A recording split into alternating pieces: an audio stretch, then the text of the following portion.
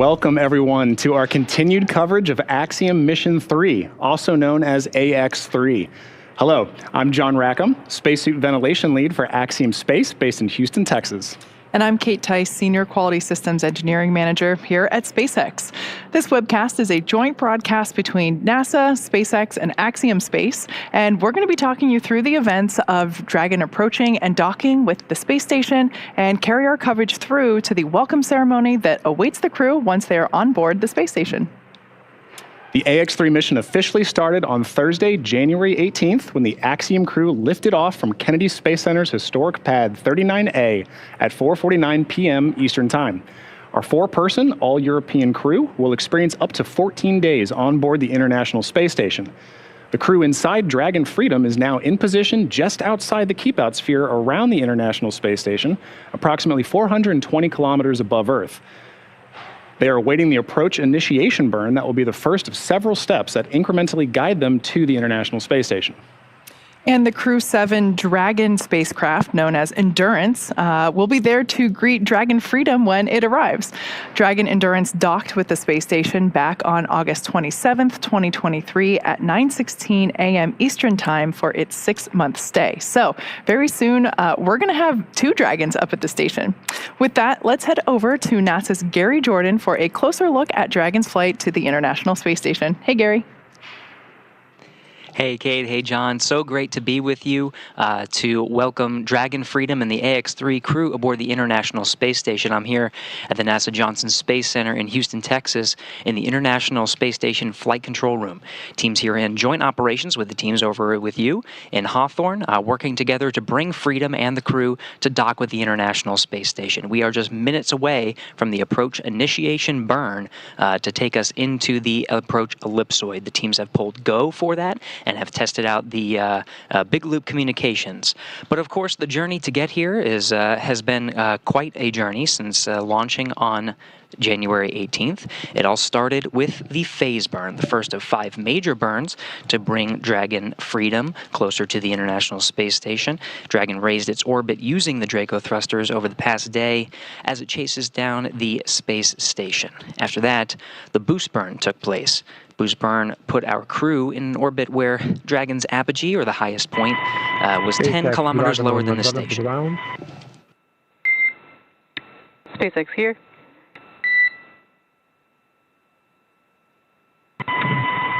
For 010 completed, all fuel suited and set. Copy that. Completion of suit don procedure for all crew.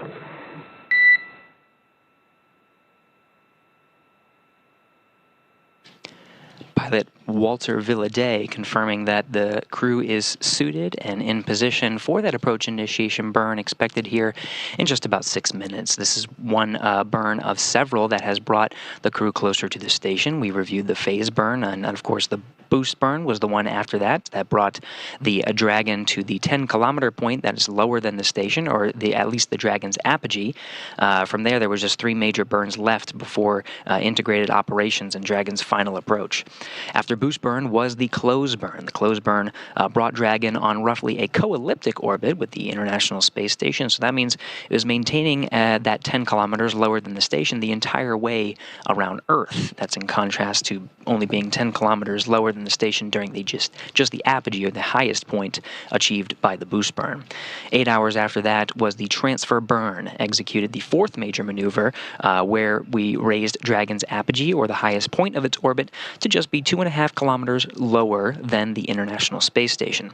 Finally, we rounded everything out with that final co-elliptic burn to once again maintain that consistent orbit lower than the station at that 2.5 kilometer point. Now, that final co-elliptic burn executed and brought Dragon just a little slower than expected, so we'll be tracking a docking time a little later than originally advertised. Right now, we're aiming for 4:40 a.m. Central Time. And of course, we're tracking towards that approach initiation burn in just about 5 minutes. Now, that's the final stages of Dragon's rendezvous with the space station. It's also where, like I mentioned at the top, we start integrated operations between the Dragon control teams here in Hawthorne, as well as the space station flight controllers here in Mission Control Houston. The teams will transition to integrated operations have transitioned to integrated operations roughly 45 minutes prior to approach initiation. So during the approach, SpaceX flight controllers will work in tandem with the NASA team here in Houston to activate and test out a number of systems on Dragon, including the bidirectional communications with the C2V2 system, which stands for Common Communications for Visiting Vehicles, and sets up a data stream from Dragon to the station, giving another path for Dragon's telemetry to come to the ground and give an additional command capability to astronauts aboard the station.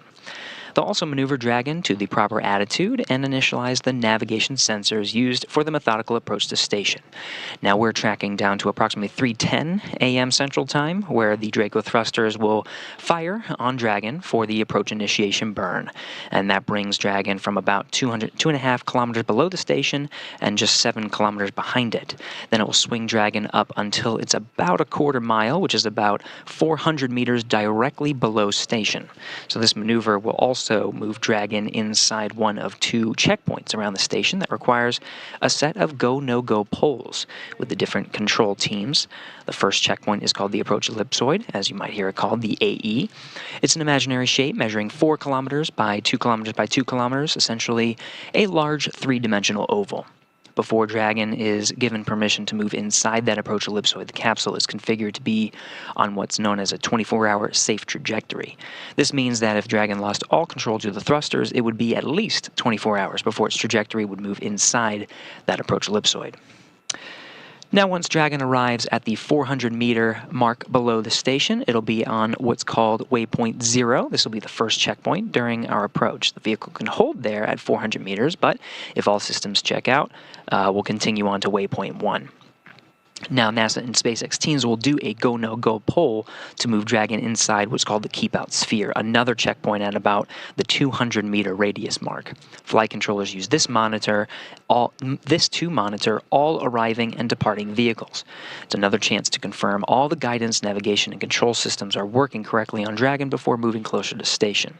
It carries a similar requirement on the orbital trajectory that if Dragon were to somehow lose control of the thrusters and the space station would be in a safe for 4 orbits, or about 6 hours rather than 24 hours required for the approach ellipsoid.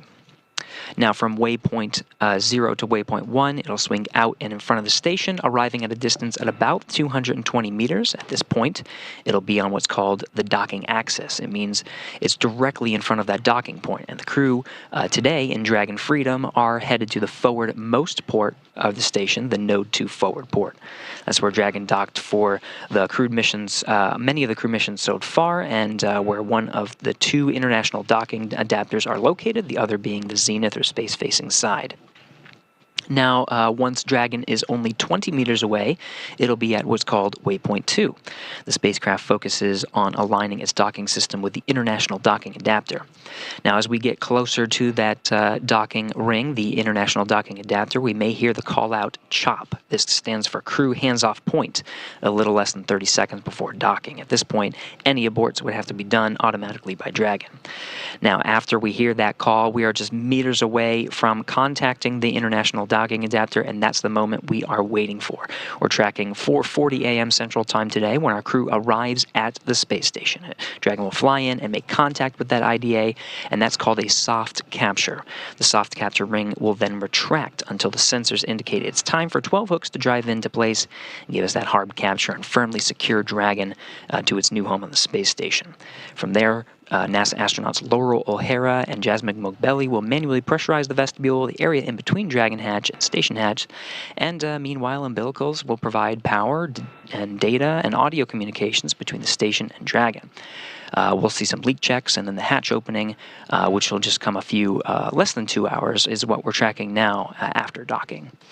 But right now, we're just seconds away from initiating that approach initiation burn, and we'll stand by for confirmation of that burn.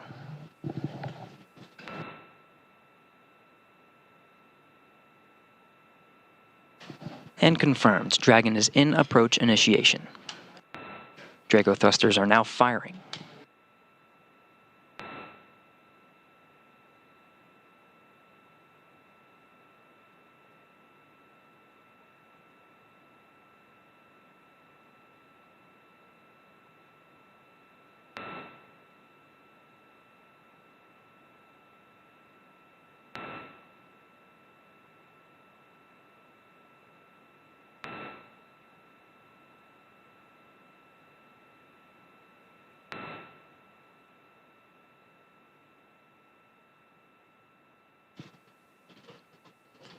Teams are confirming that the trajectory has converged onto waypoint 0. This is an indicating of a good approach initiation burn. We should hear confirmation reported up to the crew momentarily.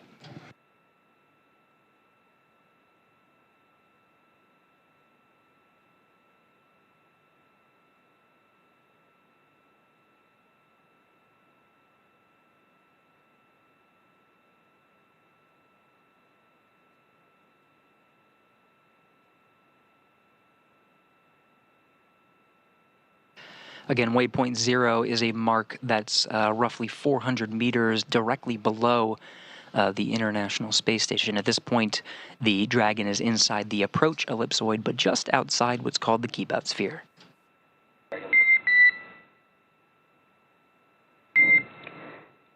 Dragon SpaceX, we had a nominal approach initiation maneuver, and a reminder that if our CTV2 link is lost for 10 minutes without ground action going forward, Dragon will perform a breakout.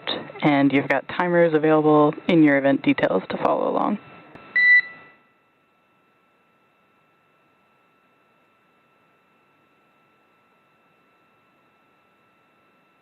SpaceX Dragon on the big loop, okay. And copy Dragon, just reiterating on the big loop, that was a successful approach initiation burn and proceeding into approach 0 shortly.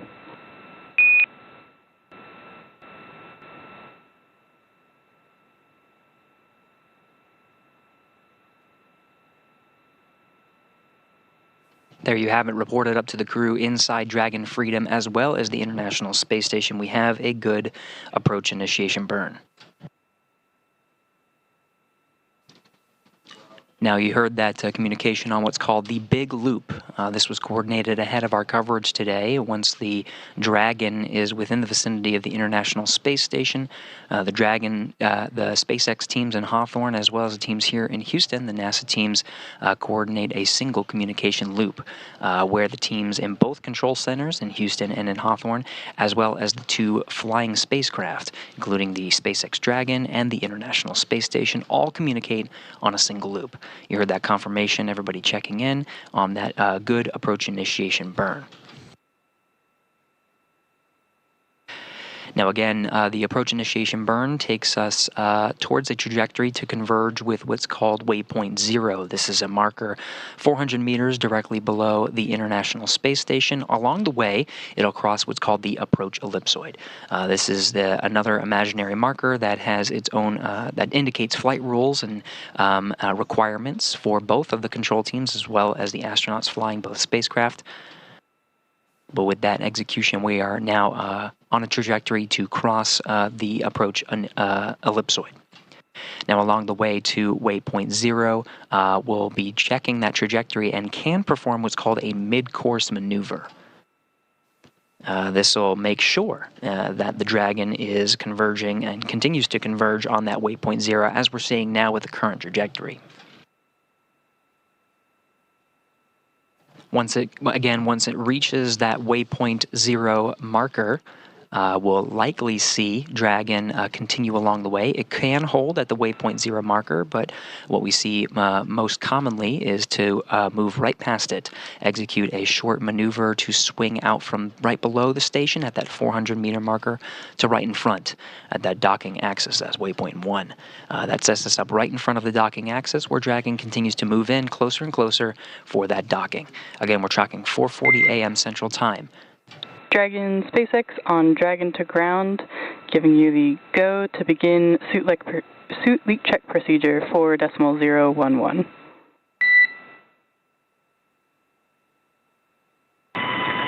SpaceX Dragon on Dragon to ground in work.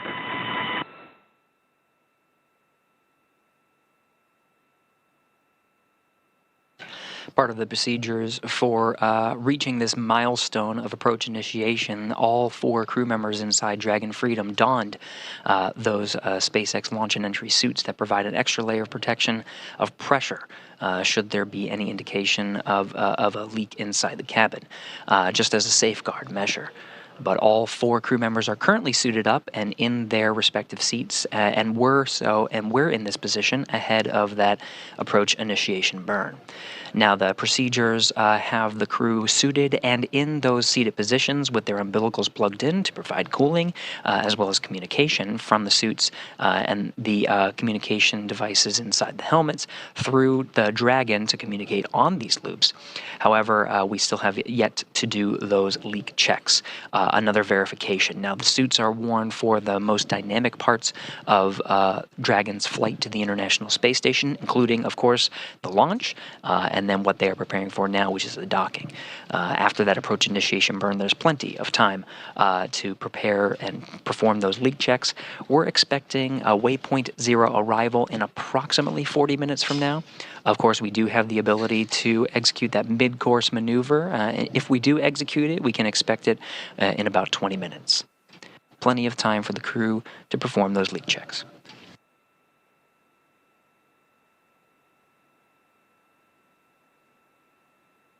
Of course, this is a joint operation, so we have the 4 crew members inside Dragon Freedom, the Axiom astronauts, heading to the International Space Station to conduct their short private astronaut mission, just 2 weeks aboard the International Space Station. But we have long-duration expedition members aboard the station now, and they are preparing for the arrival of the private astronauts to the International Space Station. Currently timelined for today, Saturday, to support the rendezvous operations, we have NASA's Laurel O'Hara and Jasmine Mogbelli. So they're using a special tool to monitor Dragon's approach. They are 2 of the crew members you see in the front there, next to Commander Andy Mogensen, who is from a European Space Agency astronaut to the right. Ready for suit leak check.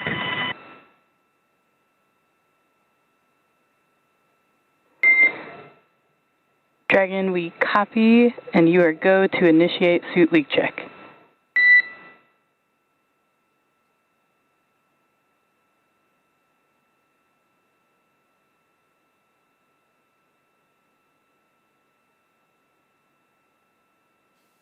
You're seeing a view of the flight control teams in Hawthorne. These are the SpaceX team that are supporting the flight of Dragon Freedom and the Axiom crew inside.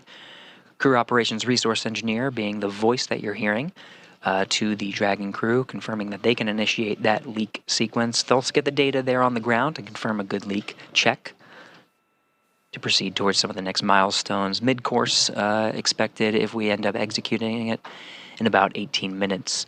Arrival at waypoint 0 in 38 minutes. What you're seeing now is a live view from the International Space Station. We have a tally-ho of Dragon Freedom and the Axiom crew inside. The Dragon is approximately 4 kilometers, is what you're looking at now, 4 kilometers away from the International Space Station. Space Station is orbiting in an orbital daytime as well as Dragon. We're just east off the coast of Argentina on the South Atlantic Ocean.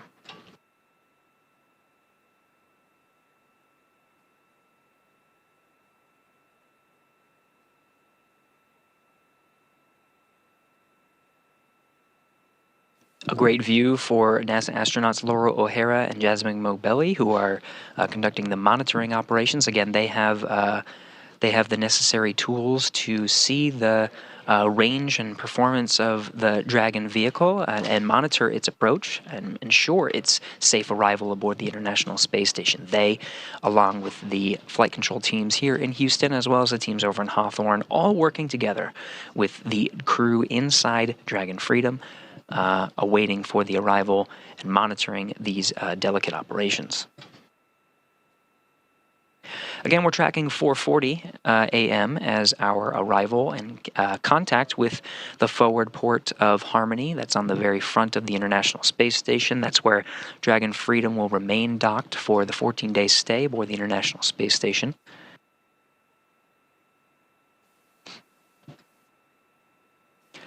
Laurel and Jasmine will work in tandem to open up the hatches and pressurize the what's called vestibule. This is the space in between where Dragon arrives and the hatch of Dragon and the hatch of the International Space Station. That space, that vestibule area, is currently at vacuum, so they'll bring it up to pressure to match the pressure of the International Space Station as well as Dragon. It's what we expect, is what we see here on sea level, 14.7 psi. It'll be a slow and methodical pressurization. There is some fluctuations that occur during pressurization due to thermal, just to make sure it's thermally stabilized and we're getting a good read on that pressure. So we'll do that slowly and methodically before opening up the hatch. What you're seeing is a zoomed-in view from the station's external cameras. We're following along. You're seeing some of the features of Dragon. And SpaceX, we see 4 good leak checks.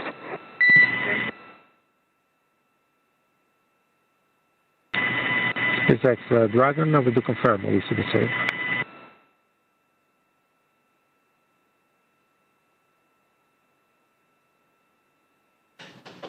All right, with that, we have beautiful views of Dragon and confirmation that we have 4 good suit leak checks. This is just verifies that the crew continues to be ready for some of the next major milestones. We are well on our way to arriving at the International Space Station later today. And of course, we're working together. We're here in NASA's International Space Station Flight Control Room in Houston, Texas. But we are working in tandem with the crew, with the flight control teams that you have over in Hawthorne. Let's go back over to Hawthorne with Kate and John to check in on the crew and what's happening over there. Kate and John. Excellent words, Gary. Thank you very much. Yeah, as you can see there on your screen, that is a beautiful shot of Dragon with our 4 Axiom crew members inside. And with that, while we wait for Dragon and the AX-3 crew's arrival at the space station, let's go ahead and meet that crew that's on board. The commander of our flight today, Michael Lopez Alegria, or MLA, is no stranger to Axiom missions, Dragon, or the space station. AX-3 marks his 6th mission to space, having completed 3 space shuttle flights and a Soyuz mission as a NASA astronaut prior to commanding AX-1 with Axiom Space. Today, when not in low Earth orbit, MLA serves as Axiom Space's chief astronaut. Our pilot on today's flight, Colonel Walter Villadei from the Italian Air Force, is taking his inaugural trip to low Earth orbit. Villadei currently serves in the Italian Air Force and as head of the Italian Air Force's representative office in the United States. He has completed cosmonaut training as a space engineer, participated in multiple analog training missions, and flown a variety of aircraft and missions as an active flight engineer in the Italian Air Force. Our 3rd crew member for today's mission is Mission Specialist Alper Izirace. Alper is the first Turkish astronaut to go to space. With 15 years of experience across a myriad of aircraft for the Turkish Air Force, Izirace got his start in the Air Force Academy in Istanbul, Turkey, and earned a master's degree from the U.S. Air Force Institute of Technology. He then flew as a commercial airline captain for several years before returning to duty in the Turkish Air Force. And finally, we have Mission Specialist Marcus Want, a lieutenant colonel in the Swedish Air Force. In November of 2022, Marcus was selected by the European Space Agency as an astronaut reserve. However, with the AX-3 mission, he now becomes the first project astronaut in ESA's history, a new designation within their ranks. So, if you couldn't tell by all of those wonderful descriptions, this is really an incredible crew.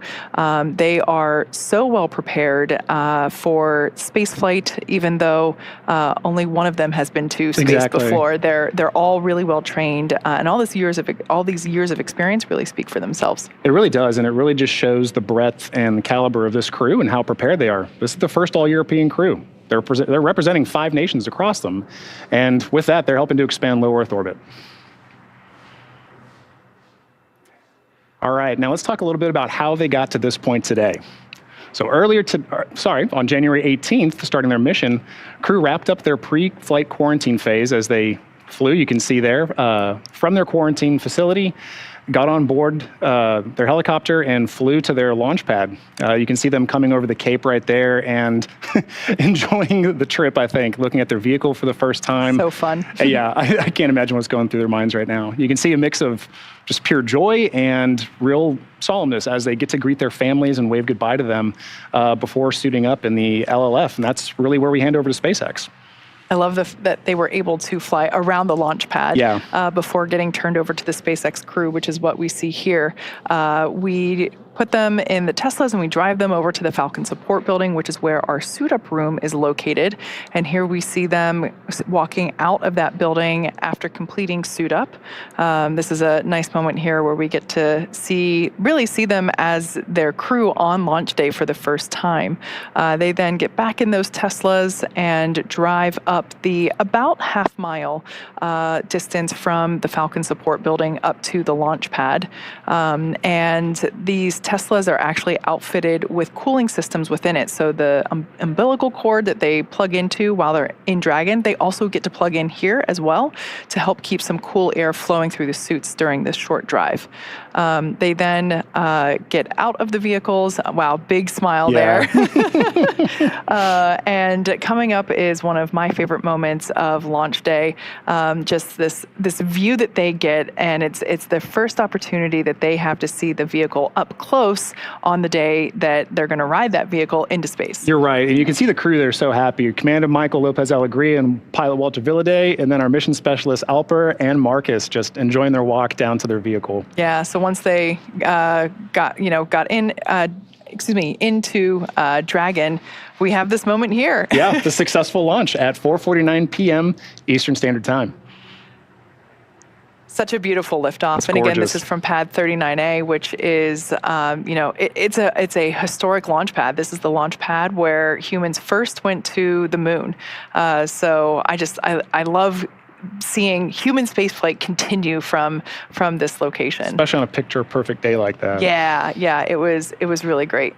And then afterward, we were very fortunate. Actually, about an hour and a half after they lifted off, we were able to have first, relaxed communications with them. Here you see their first on-orbit event.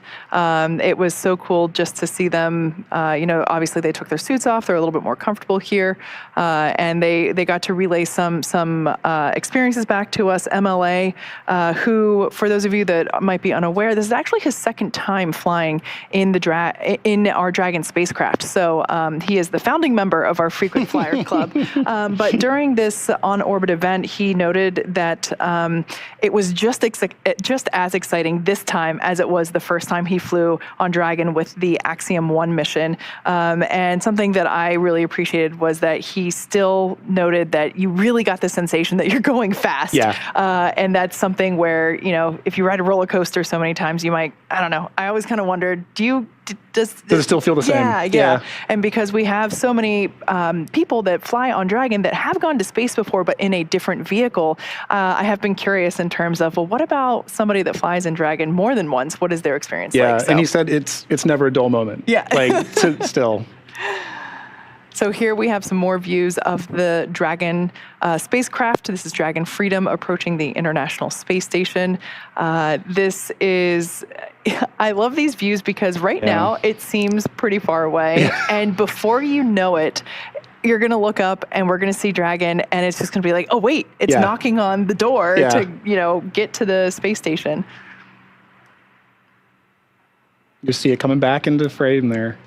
Yeah, so this camera is positioned on the International Space Station, and it is manually I don't want to say removed, but it is the controllers at the International Space Station Mission Control in Houston are actually continually adjusting the angle of this camera because, they're going 17,500 miles per hour here, and Dragon is coming closer, and so they have to keep readjusting the camera to make sure that it stays in view. So that's why it floats out of the frame and then comes back in. And that tracking readjusts to capture it back in frame and allows us to keep good visuals on the vehicle as it approaches.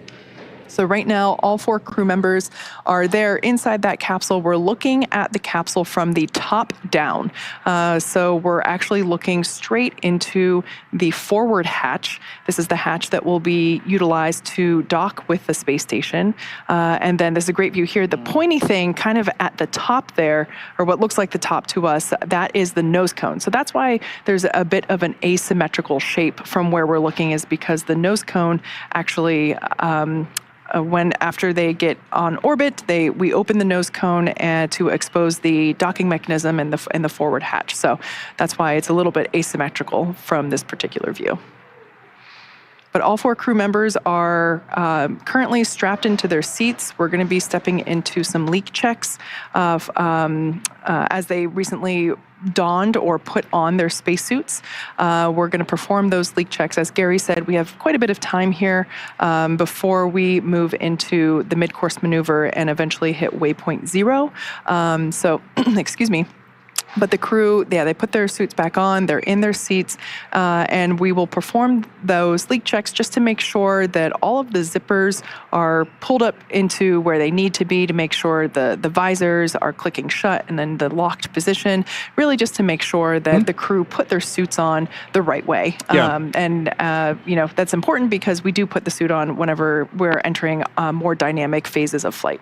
Right, and that process you just mentioned, Kate, right, that's a huge part of their training, their pre-flight training to get them to this point. They know what to expect to run this procedure while they're on orbit, and so it's going to be something that they don those suits, they do some nominal checkouts, and they run that procedure to make sure they're doing good. They have trained for that, but of course, trying to get dressed in space completely different. would be a little different than training here. But you're absolutely right, and the crew is trained to assist their other crew members in making sure that all those things are in the right places before they hop back into their seats and put their seat belts or really their safety harnesses. They're a bit more complex than a seat belt, but so we know that they do go through that training, but it's always different when in space. So speaking of training, as Dragon, as you can see here, actually it looks like it may have floated out of view again, but it'll come back. As Dragon continues its approach, let's talk a bit more about that preparation that the crew went through in order to be ready for this mission. Altogether, the Axiom-3 crew spent about 35 days training inside Dragon, and crew members individually received additional training specific to their role, learning SpaceX protocols, International Space Station systems, and preparing for all the science and outreach activities that they'll be conducting while in space. So you can see here the crew training here at our Hawthorne training centers. To prepare for their mission, our teams here at SpaceX spent the last several months teaching the crew about orbital mechanics, how to live in microgravity, and running simulations of full missions from inside our Dragon training vehicles like the one you see here. The training program includes nearly 100 different lessons covering all aspects of the flight. The team also spent time at the launch pad, as well as in the suit-up room, and working through emergency procedures that would be necessary in the unlikely of a pad abort scenario. Yeah, I mean, that's a lot of extensive training just for the vehicle alone, in addition to some other systems. But crew also spent extensive amounts of time in historic Building 9 at the Johnson Space Center that you can see there, learning from certified instructors on all critical systems necessary to ensure a successful stay aboard the orbiting lab. The team even prepared for unlikely emergencies and learned how to provide first aid in a microgravity environment. Additionally, they learned how to prepare food and make selections for their meals, as well as learned how mission control operates to better ensure mission success during their flight. They also had a chance to familiarize themselves with the gear that will enable them to document their trip, their research, and help them connect with those back here on Earth during their outreach events. Additionally, ESA and JAXA also play a critical role in cruise training. Each module has its own nuances, so gaining insight into the specialties of their racks and systems is necessary, especially for this particular mission. Extensive training on station navigation, on-orbit familiarization, emergency response scenarios, and repetition of walking through processes and procedures all help ensure that crew maximizes every second that they have during their flight. And simulating science research, operations, and even discussing how to sleep in space are all necessary lessons on the path to mission readiness. And with that, the National Outdoor Leadership School, or NOLS, provides a unique Earth-based experience for many astronauts before they fly. This is really a bonding experience for crew, which I just love. It can't be overstated how much teamwork factors into every aspect of their mission. And this training in particular really aims to thoroughly establish that between the crew. Here they focus on survival skills, resilience, leadership, followership, and overall teamwork to ensure they really are more than just passengers on the same rocket. The camping and outdoor adventure provides a solid foundation for the team to build on throughout their training. NOLS was definitely a highlight of this crew's prep and training, and you can hear it in their voices and see it in their faces when they speak about each other, that they really feel like a family after this, and that's a critical component to build that trust between crew members. Now, you can't fully, truly experience flying into space until you fly into space, but some really unique tools have been developed on Earth to provide the closest experience possible. Altitude chambers can challenge the body with oxygen deprivation in a controlled and safe manner, and human-sized centrifuges send the crew members for a spin to simulate the G-forces that will be experienced by the body during launch and re-entry. It can be a bit nauseating at times, but it does help the crew know exactly what to expect and be as prepared as possible for what launch day holds. Now, at the end of it all, there's a mission patch celebration celebrating their training. And this has been a tradition since the earliest days of spaceflight. Crew gets to hang their training patch on the modules in Building 9, and this crew had a chance to be present for that patch hanging in Building 9 of Johnson Space Center. We all know that spaceflight is a very serious business, but it's moments of levity like this, celebration, that help everyone pause and reflect on the incredible accomplishments being achieved every day by all of these teams. No matter how many patches join a canvas like that one, each one is incredibly special because of the people who make it possible, the crew and those here on Earth supporting each mission. It's so cool to see everybody coming together to celebrate that. So you were talking about Houston. Actually, let's go back over to Gary Johnson, who is at Houston's, who is over at Johnson Space Center at International Space Station Mission Control. How are things going over there, Gary? Hey, thanks, Kate. You tossed at just the right time. We are just in the middle of a mid-course burn right now. So we're standing by as a very short burn, so we're just going to stand by and just monitor the performance. It's just a course correction maneuver, just to make sure that we are right on track to meet up with that waypoint 0.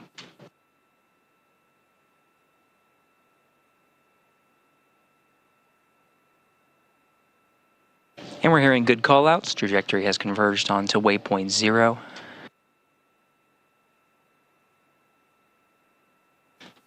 Teams are analyzing just to confirm, but we are right on track for hitting that milestone. We have a clock on the board here counting down a little less than 20 minutes, and we're expected to arrive at waypoint 0.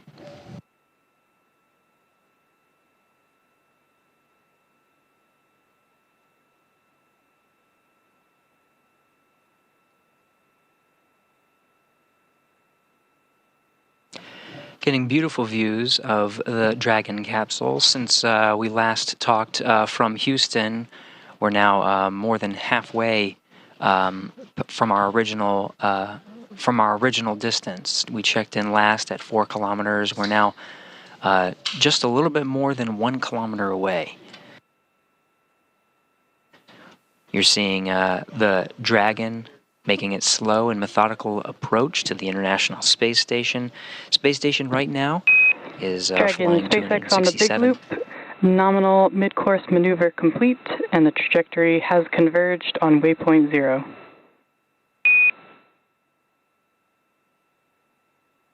Kelly, thanks.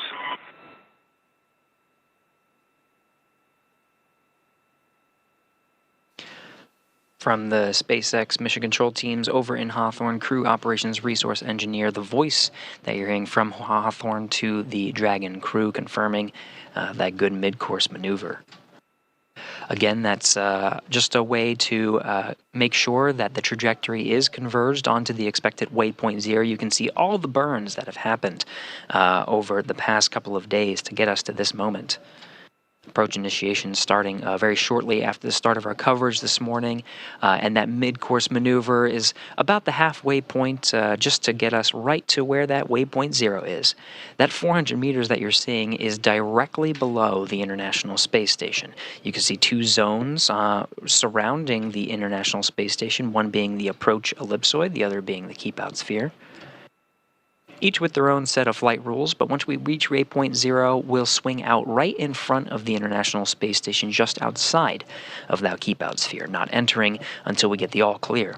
Now, the waypoint 1 is the next milestone, and it takes us immediately in front of the International Space Station. It still remains outside of the keep-out sphere until the teams assess the vehicle and its performance and trajectory and do a go-no-go poll to say, yes, we are good to move inside the keep-out sphere. Now, in a short loss of signal with the video from the International Space Station, we can expect intermittent gaps in our video, but the flight control teams have done a good job of securing pretty continuous coverage through the duration of our coverage from Station Houston on the big loop for Laurel and approach monitoring.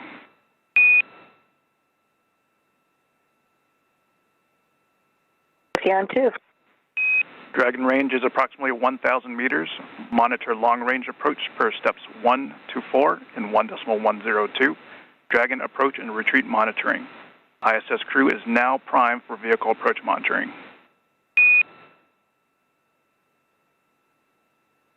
Copy. ISS is prime, and we're stepping into the procedure.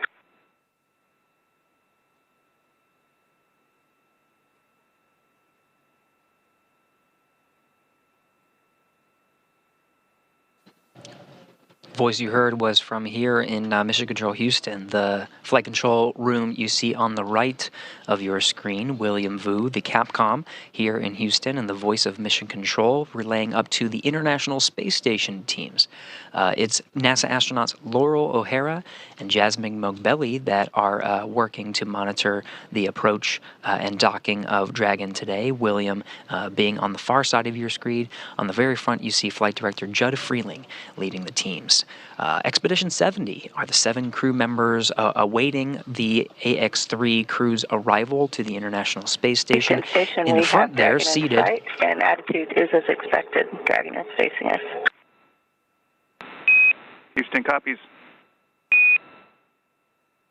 A tally ho from the crew aboard the International Space Station. Laurel O'Hara confirming she has visuals of the Dragon Freedom as it is now inside 1 kilometer from the International Space Station.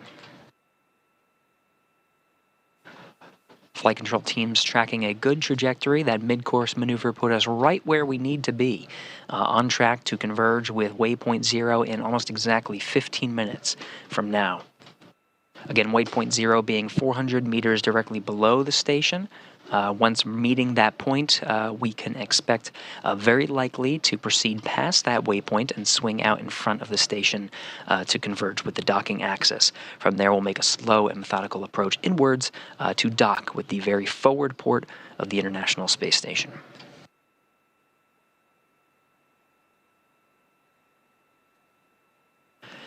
International Space Station and Dragon Freedom are currently flying 264 statute miles over the South Indian Ocean, just east off the coast of Madagascar.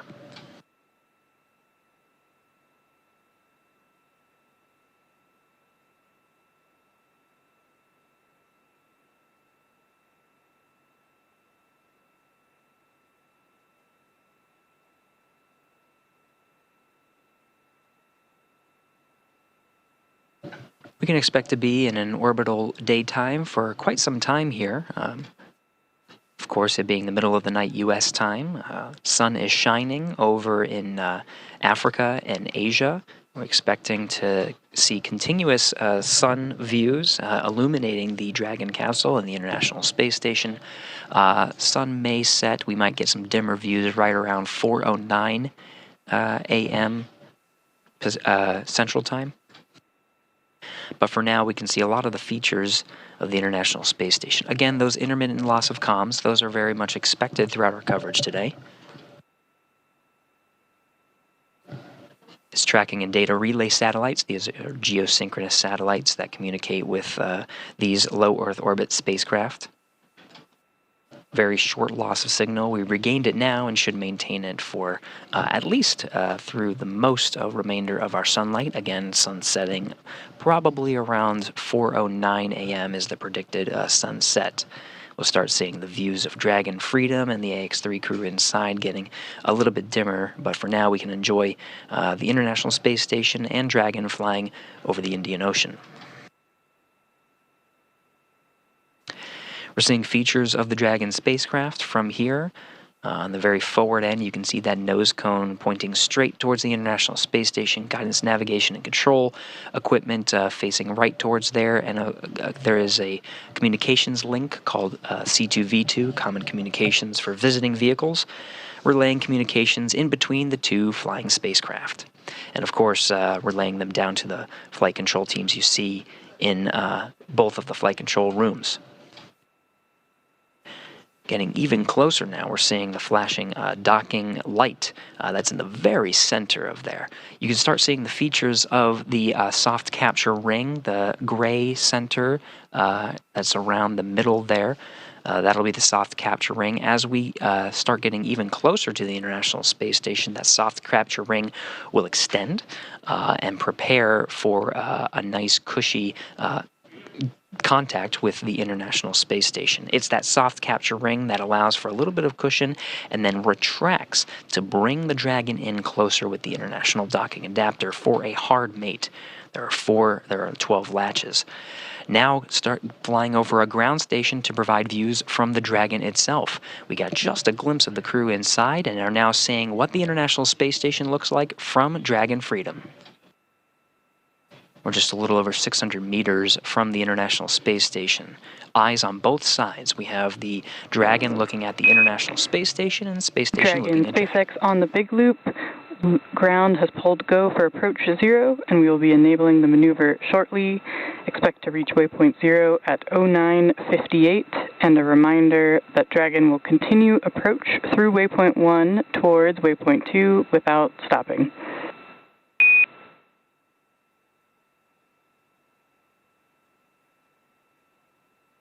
SpaceX Freedom, we copy all.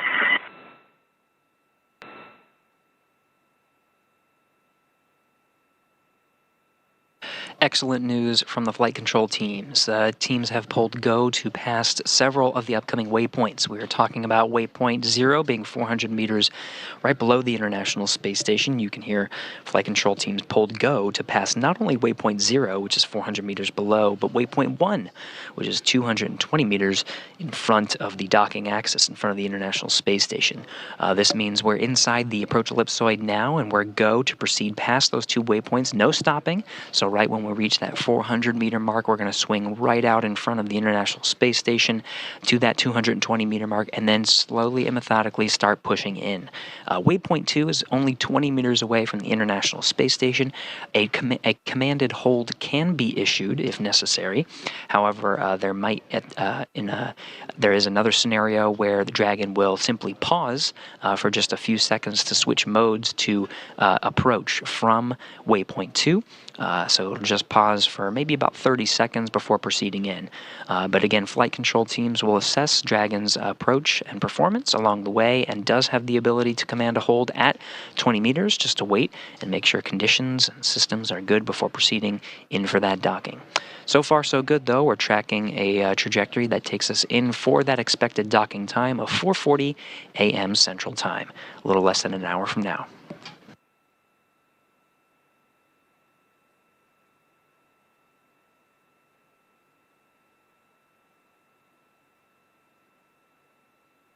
Dragon continuing to fly over the Indian Ocean, still seeing those features. You can see the nose cone deployed. This is a feature of Dragon that's deployed very quickly after spacecraft separation from the Falcon 9 rocket. You can sort of see it swung out. When it does so, it exposes the docking ring and the docking light, which you see flashing, but one of the primary reasons it needs to unfold are those 4 forward bulkhead Dracos. Those Draco thrusters provide much of the force needed in those initial phasing burns that we discussed a little earlier, those 5 major burns that bring Dragon incrementally closer to the International Space Station. Forward bulkhead Dracos have done their job for the approach and rendezvous. We'll see them again when Dragon leaves the International Space Station, and the forward bulkhead Dracos are used for a very significant maneuver, the deorbit burn. But for now, we'll use the service section Dracos for the upcoming maneuvers, including the approach 0, which is the maneuver right at the waypoint 0 mark, 400 meters below the station, and approach 1 that takes us right in front of the docking axis inwards to make contact with the International Space Station. Flight control teams working in tandem together. You're seeing the teams over in Hawthorne monitoring Dragon's performance, working with the crew inside.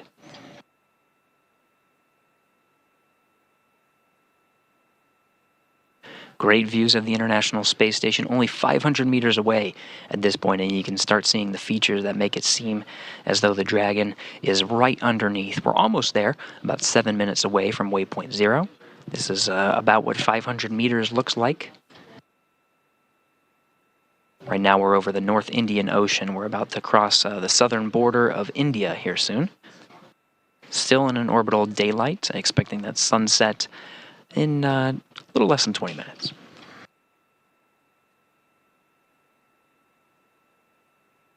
The crew inside Dragon monitoring the performance. You can see in the middle screen there, that point at the very bottom, that's the Dragon spacecraft, and they're trying to meet with that point right below the space station. And you can see what the maneuver is about to do. It's about to swing it right at that point, right in front of the docking axis. The cone you see in the circle in the middle of that screen.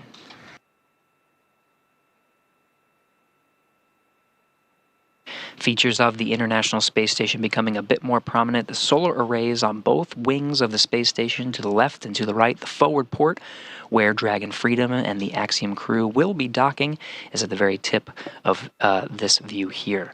That is the Node 2 forward port, International Docking Adapter. Dragon again will swing from this view from the bottom right out in front to meet with the docking axis.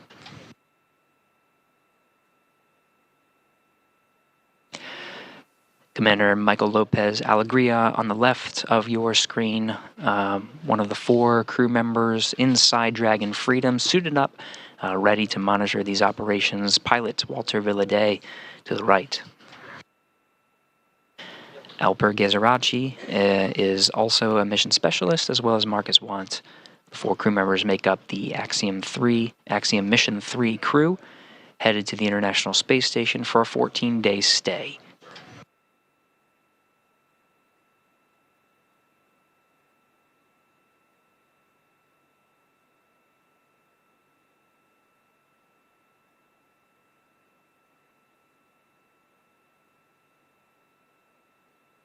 Counting down 5 minutes to waypoint 0.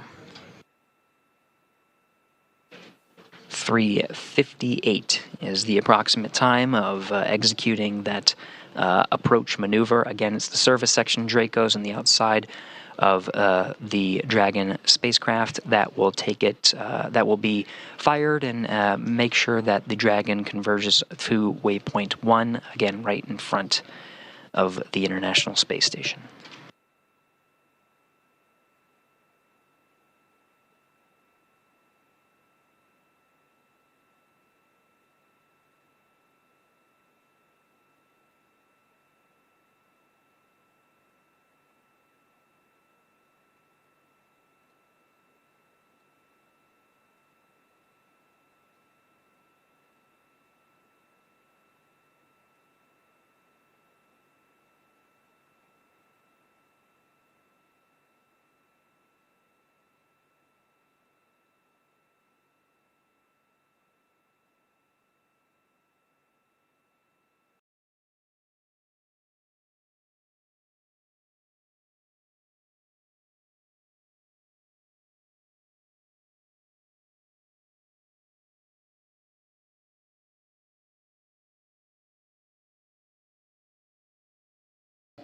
Three and a half minutes to approach 0.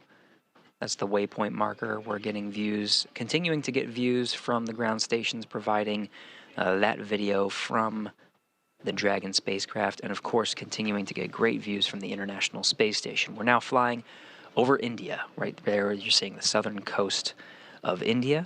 Dragon and International Space Station flying. We see range less than 400 meters and attitude as expected. Houston copies.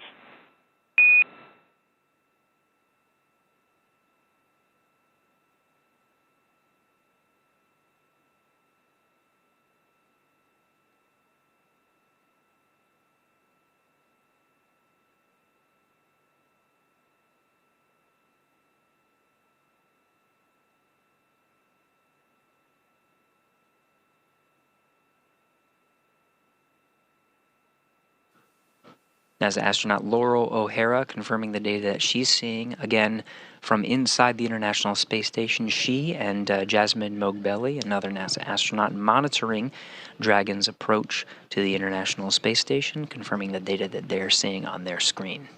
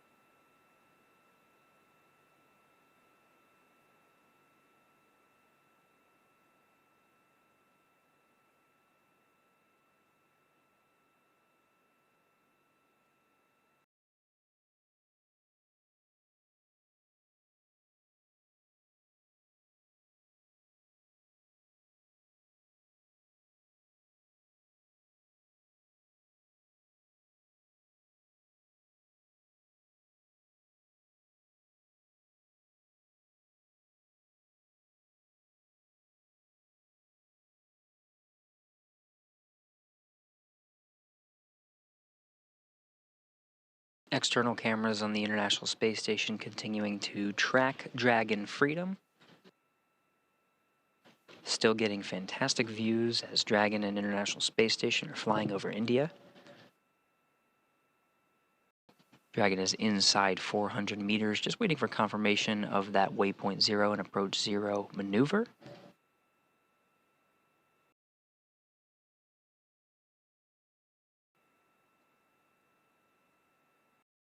Both vehicles flying at 17,500 miles per hour.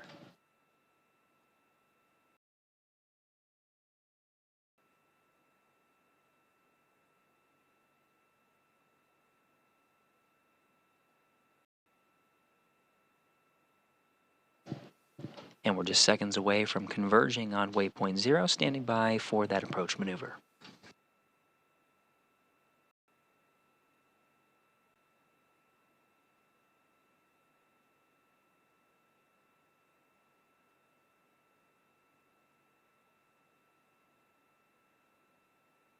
And confirmed, we're in approach 0 now. Service section Dracos are firing, standing by for the performance of that approach maneuver.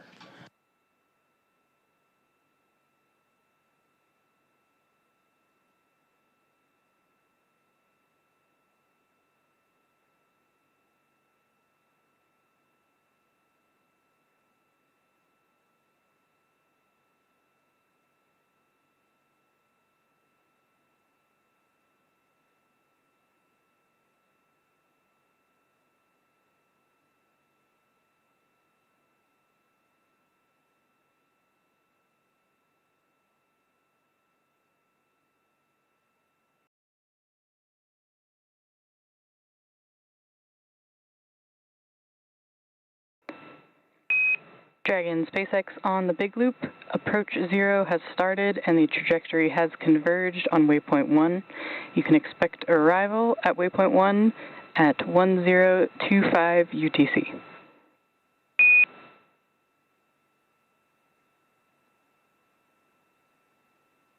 SpaceX Freedom, we copy.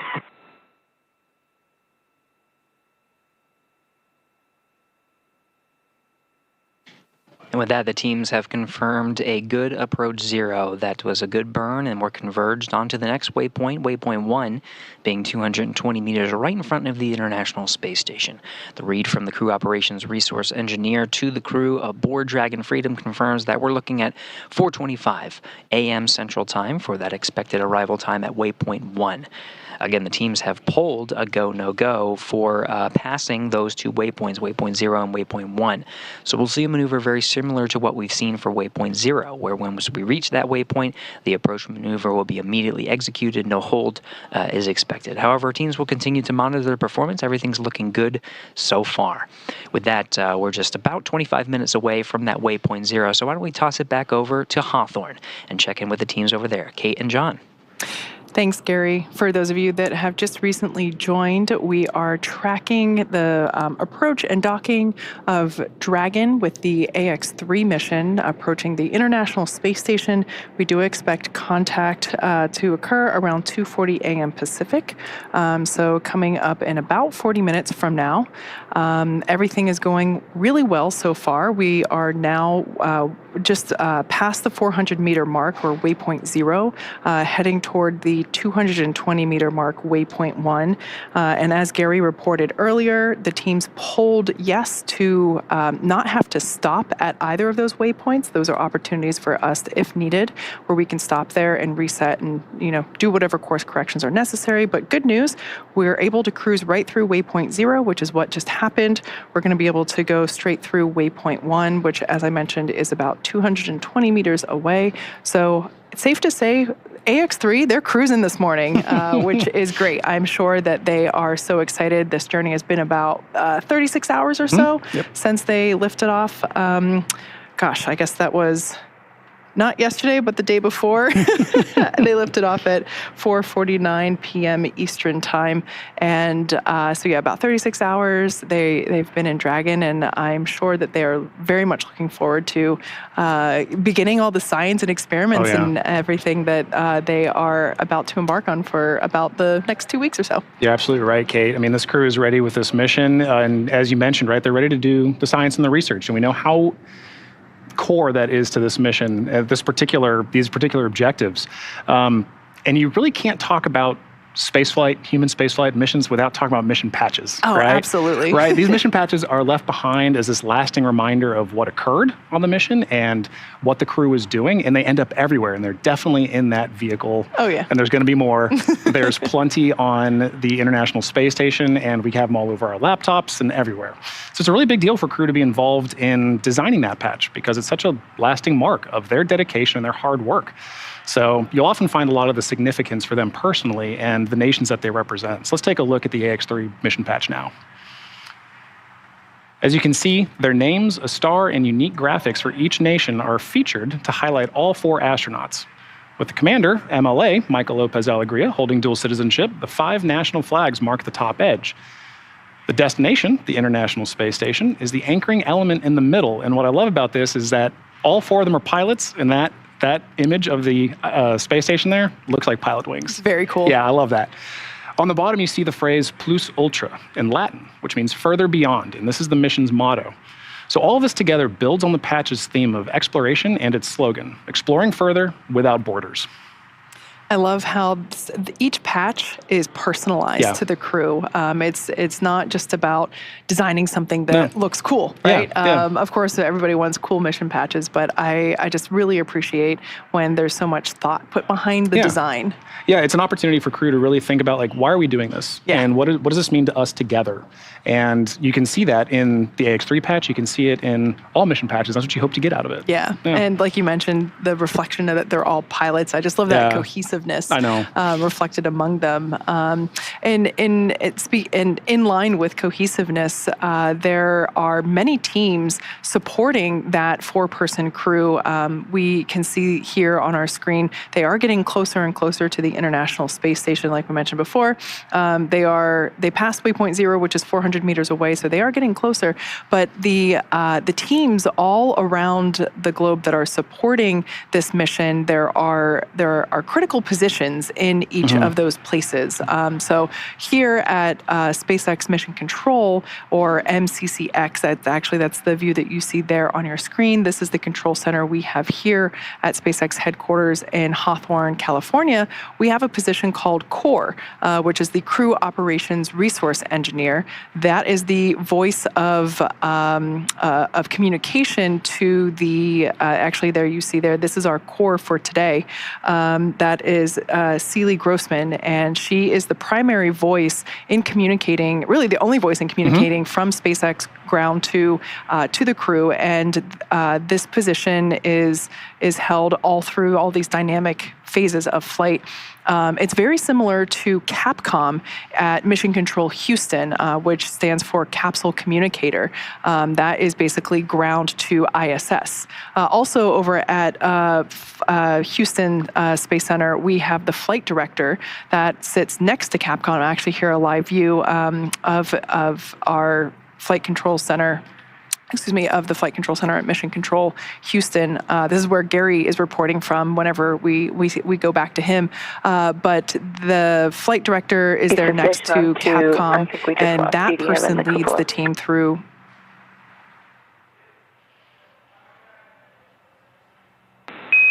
Copy, Laurel. We'd like for you to kill it and restart it.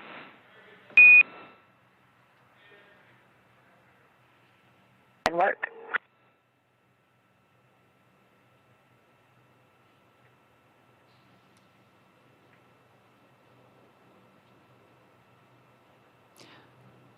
As I was mentioning, next to Capcom is the flight director. That's the individual that leads the team through major milestones.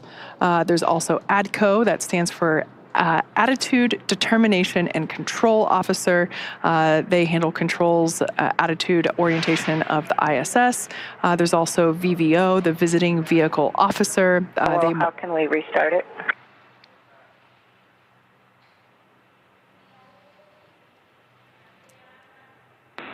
Checking.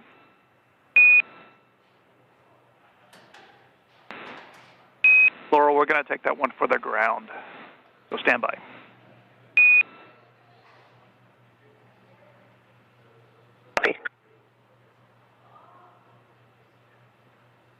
So I believe that was Capcom.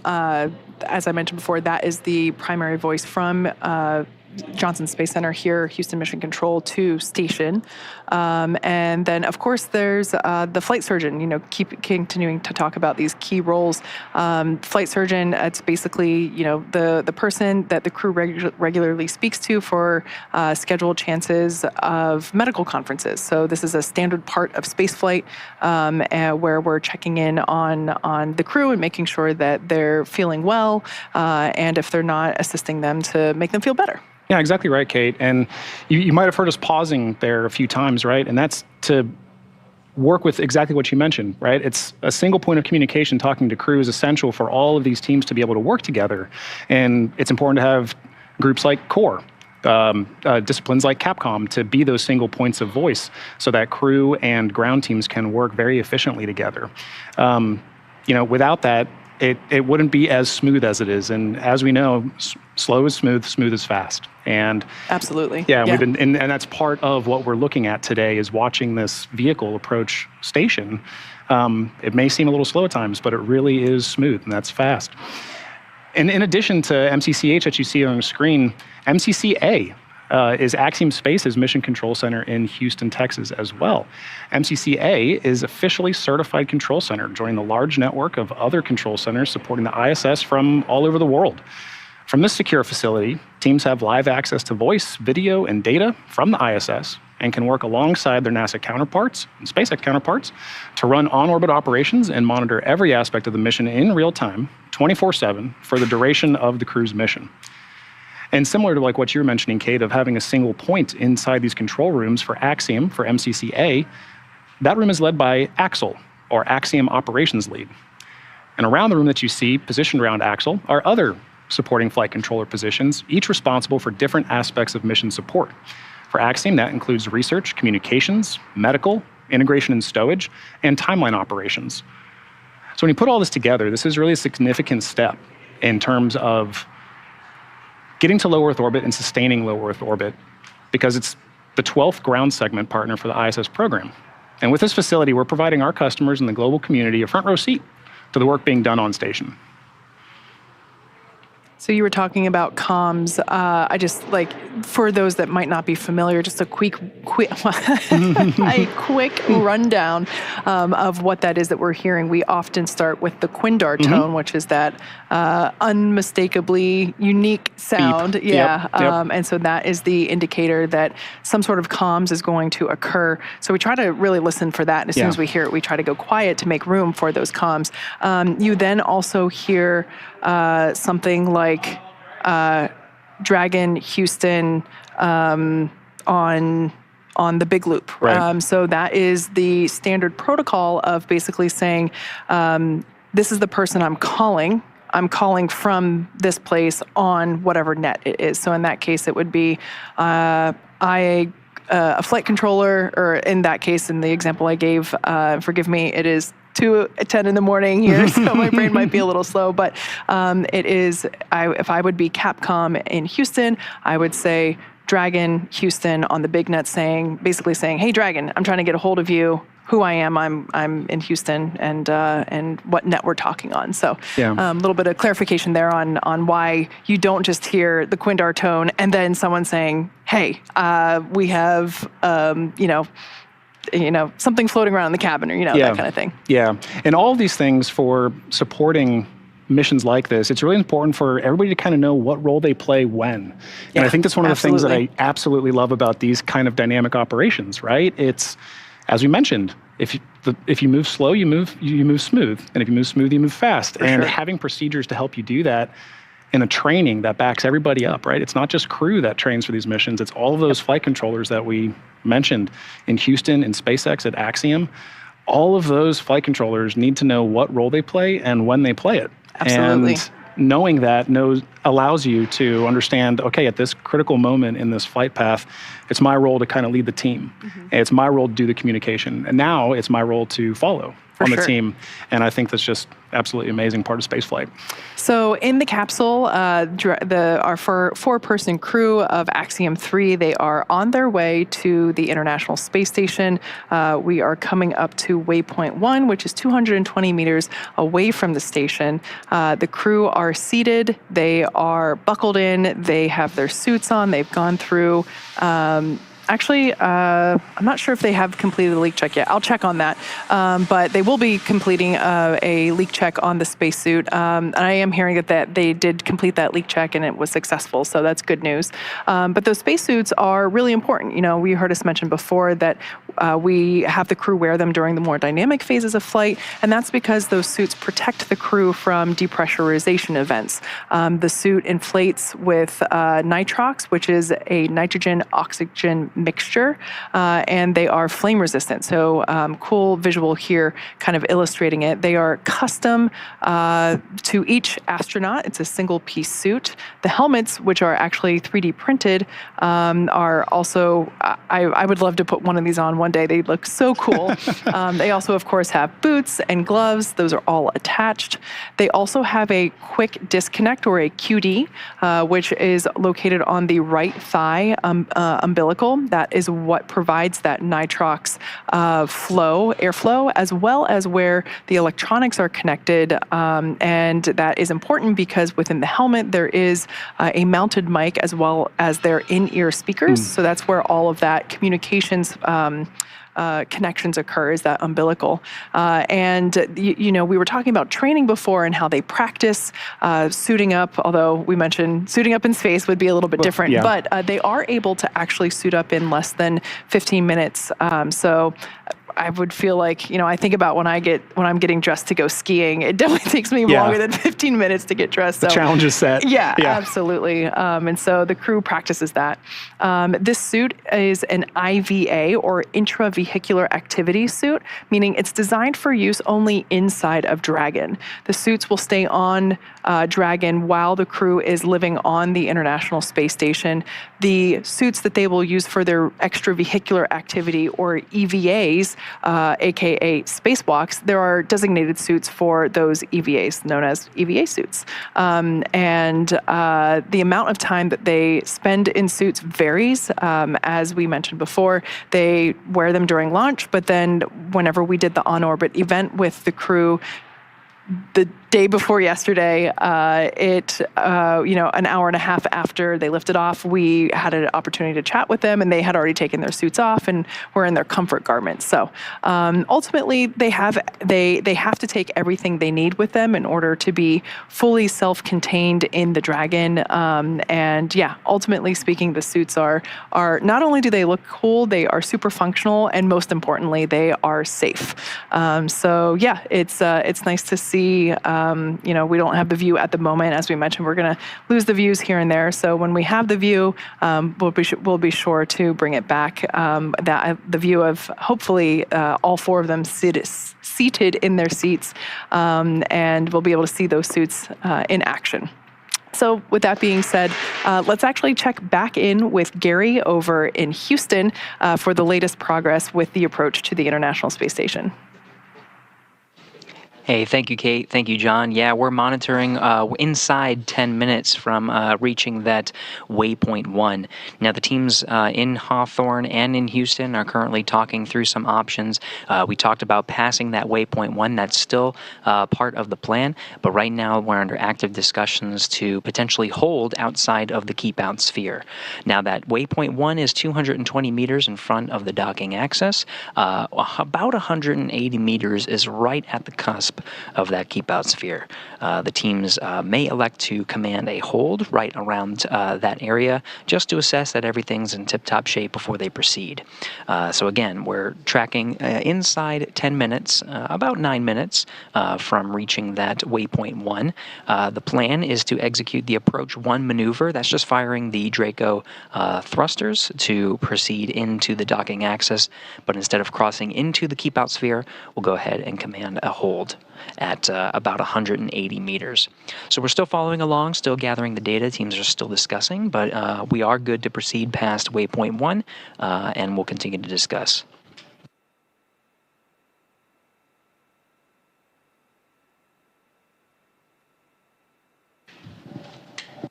What you're looking at now are the teams inside Mission Control Houston, the International Space Station flight control teams.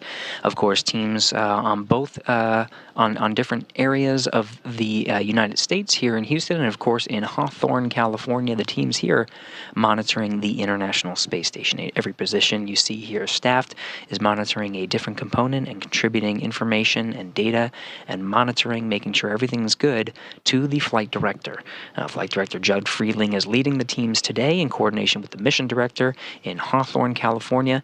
A joint operation indeed. The two flight control centers are working in tandem with the two spacecraft in flight in low Earth orbit. That's the International Space Station being controlled out of this room you see here in Houston, as well as the Dragon controlled from Hawthorne.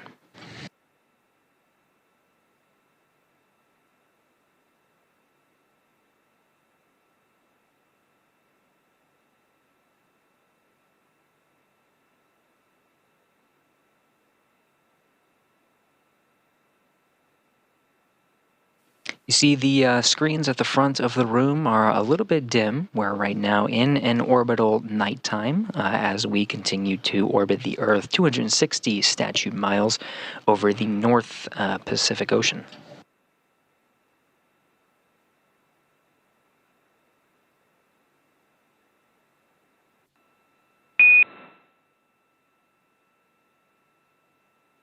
Clear for Freedom. And copy, Dragon. And for your awareness, we are going to proceed past waypoint 1, and then the ground will be commanding a hold at 180 meters in order to work some ISS solar array configuration.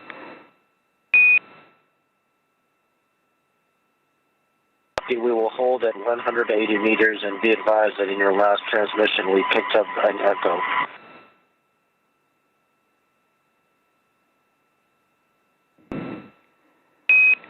Copy, Dragon. Understand you're reporting an echo, and that's correct. The ground will be commanding a hold post waypoint 1.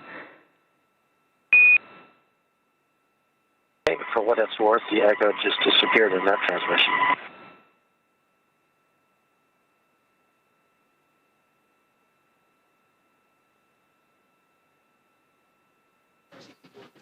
And we're getting views from inside the Dragon cabin. It was Michael Lopez Alegria, the voice from inside Dragon Freedom, commander of the Axiom crew. He's confirming what we did report and the flight teams did discuss, proceeding past waypoint 1 and commanding a hold.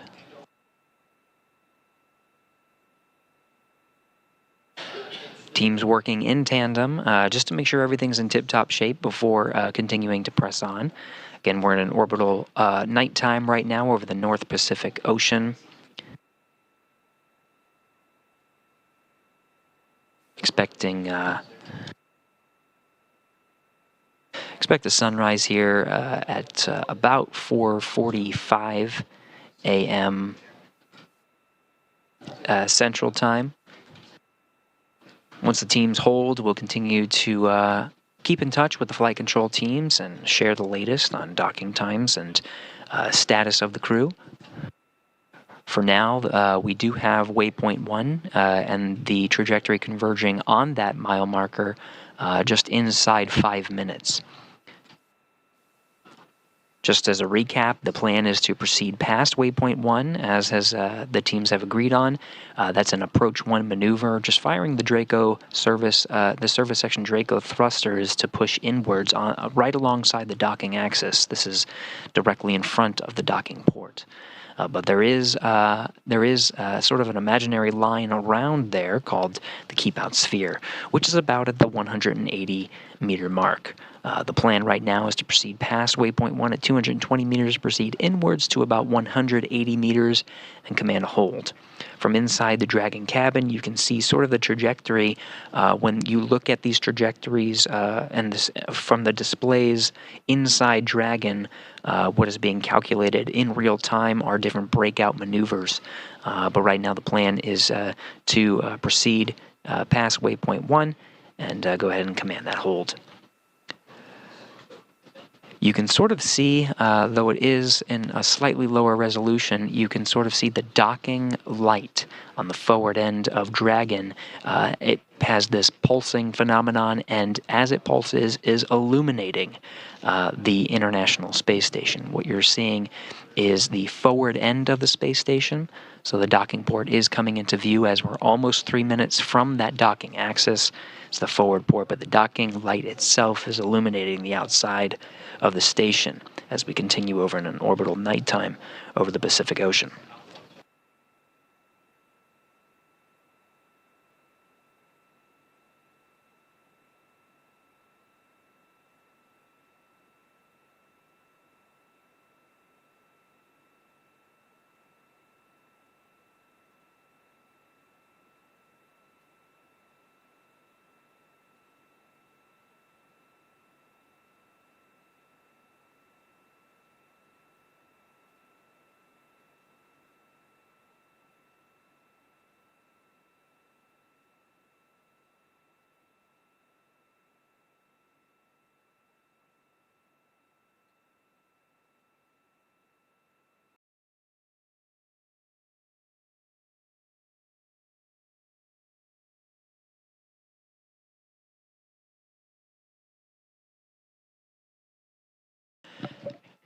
Now we're listening into the flight control teams. Wanted to report some rationale. Again, we're proceeding past waypoint 1, about 2 minutes from now. This 10 minutes allows the Spartan console here in Mission Control Houston. Spartan is responsible for power and thermal monitoring of the space station systems, looking at some temperature fluctuations in the solar arrays, just wanting those to dampen out just a tad, and so we can expect a Dragon hold. SpaceX on the big loop, noting approach 1 and soft capture ring extension will begin shortly, and then ground will command the hold ahead of 150 meters. And a reminder that manual impulsive retreat recovery is not permitted.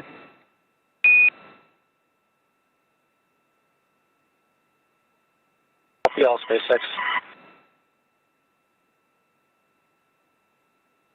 Crew Operations Resource Engineer in Hawthorne, California, reiterating the plan to the Axiom crew inside Dragon.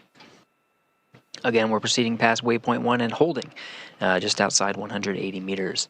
Right now, the plan is the Spartan is monitoring some temperature fluctuations on the ISS solar arrays. Should just be a couple of minutes. Right now, we're looking at approximately 10 to 15, though we'll monitor real time and provide data as we get more from the teams and they provide their assessment, just to make sure that everything's in tip-top shape, like we have been reporting, to go ahead and proceed into the keep-out sphere. But the teams are just looking for just a little bit more time to gather that data before giving the all clear to proceed inwards. Again, towards waypoint 2 is the next milestone, holding at just outside 180 meters. Once they proceed in, the next milestone will be waypoint 2. Teams will conduct a go, no-go poll on whether to go ahead and hold or proceed inwards again. We'll check in and continue to check in with the teams to monitor Dragon's progress for docking later this morning.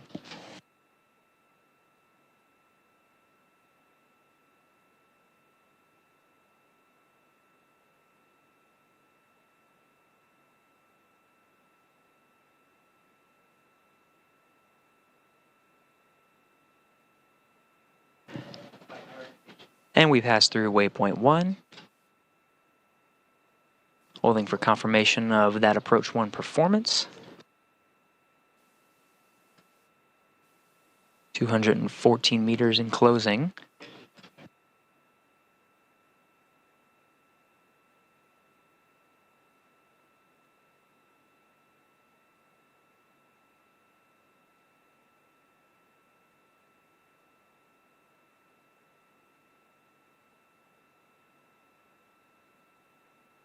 Houston Station, we see vehicle mode approach to align point moving to step 3.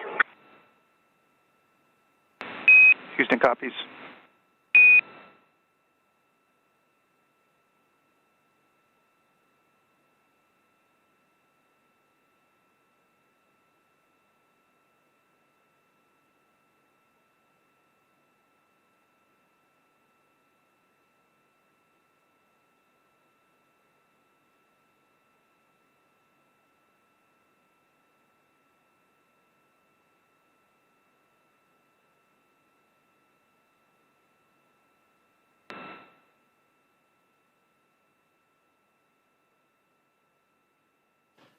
Continuing to listen into the loops here in Mission Control Houston, coordinating with the teams over in Mission Control Hawthorne.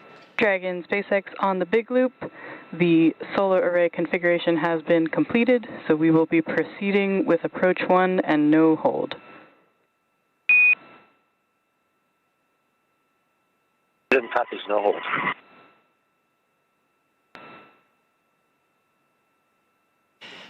And right on time, the teams, instead of commanding that hold at about 180 meters, right at about the 185 meter mark, relaying that we are continuing on forward.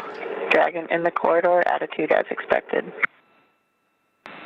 Houston copies. From inside the International Space Station, Laurel O'Hara monitoring Dragon's approach with her, it's called Rendezvous Proximity Operations Panel. This is providing data to inside the International Space Station, reporting the same data that we're seeing on the ground. We're now inside 180 meters, proceeding inside the keep-out sphere. The next milestone will be waypoint 2. Teams will continue to assess the vehicle's performance throughout its progress inwards towards that next milestone and conduct a go, no-go poll to proceed past that waypoint towards docking. That go, no-go poll expected to begin in approximately 6 minutes. They may elect to do it a little bit early, but everything proceeding even better than we were expecting. That monitoring of the ISS solar array seemed to resolve itself, so we're pressing inwards. Everything looking good here from inside Mission Control Houston, but again, we're not the only game in town. Mission Control Houston you see on the right, working in tandem with the teams on the left. With that, why don't we check in with Kate and John over in Hawthorne. Kate and John. Thank you very much, Gary. You know, that was a great example of how you can hear things change dynamically in flight, and with proper training, flight controllers know how to assess their systems and their configurations and make a call on it and move forward. Absolutely. They're the experts. Exactly. You know, and crew also has been training quite a bit, and in addition to their training for systems like that, they're also training for their research. So this crew in particular is going to be participating in over 30 different scientific efforts over the course of their 2 weeks on the orbiting laboratory. So let's go ahead and highlight 3 from each of the countries who are flying today. First up is the Italian research portfolio. The ISOC system, developed by the Italian Air Force, provides an updated space object catalog and state-of-the-art algorithms for space events. Houston on the big loop, can you confirm you are ready for docking? Houston Station, we are ready for docking. With that, at waypoint 2, Dragon will briefly pause to align for docking, then automatically resume approach. Copy. We had heard some good news there. We got we heard that the teams pulled go for docking. So excellent news for the AX-3 crew. Yeah, exactly. All right, and with that, the ISOC command and control software utilize the Italian Air Force SSA, or Space Situational Awareness Center, as a European hub for assessing re-entry and fragmentation of space objects. The ISOC services for ISS project is a proof of concept experiment aimed at demonstrating how, in future space missions such as cislunar or Martian, astronauts could be able to obtain near real-time conjunction analysis with limited support from Earth ground segments or even autonomously. Dragon, SpaceX on the big loop, soft capture ring extension is complete. SpaceX Freedom, we copy. Good news there. That soft capture mechanism is what will make initial contact with the space station when Dragon is, close enough to touch the station.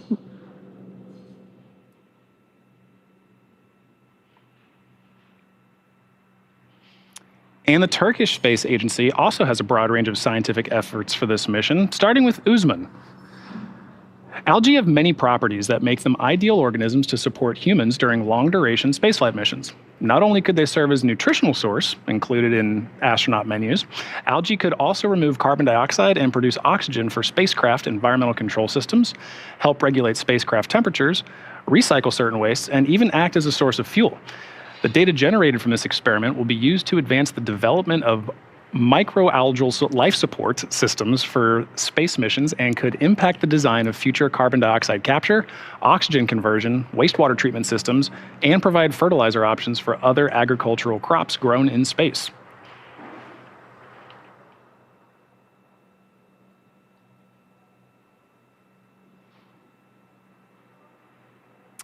And also highlighting the scientific efforts from ESA and the Swedish Space Agency, let's start with MEMO-BC.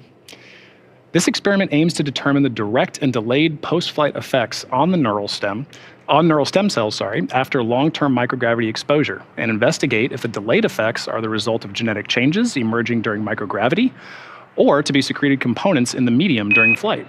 Dragon Freedom, SpaceX on the big loop. Please confirm that you are ready for final approach and visors are down. MCCX and Houston have pulled go for docking.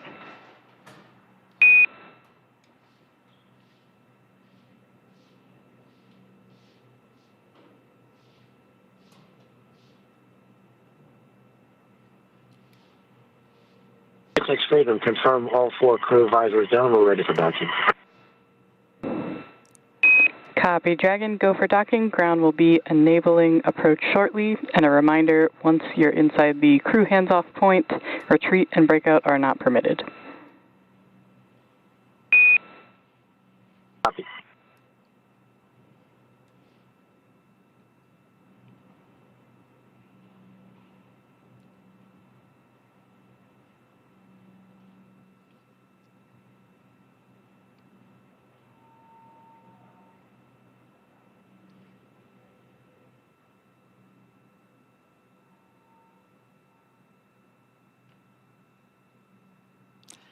All right, so there on your screen, on the right-hand side of your screen, is our Crew Operations and Resource Engineer, or SpaceX Core, for tonight. That is Seeley Grossman. We heard great news being given to the AX-3 crew. Their visors are now down, and the teams in Houston are ready for them to begin docking. So things are starting to get very exciting. This is basically what everything has been leading to for the last 36 hours. So we're very excited for the AX-3 crew to get closer and closer to what will be their home for up to the next 14 days. With that, let's go back over to Gary Jordan, who is at Johnson Space Center and tracking the final movements of Dragon Freedom. Thank you, Kate. Right on time. We're about 2 minutes away from Waypoint 2's arrival. The teams here in Mission Control Houston have worked in tandem with the teams over in Hawthorne. Both teams have pulled go to proceed past Waypoint 2 for docking. Now in this scenario, instead of a commanded hold at the Waypoint 2 marker, which is 20 meters away from the International Space Station, the Dragon will make a brief pause at that Waypoint 2 mark, again 20 meters, only for a short couple of seconds, just to reconfigure its software to change for docking mode. So it'll pause there for just a brief couple of seconds and then proceed inwards for docking.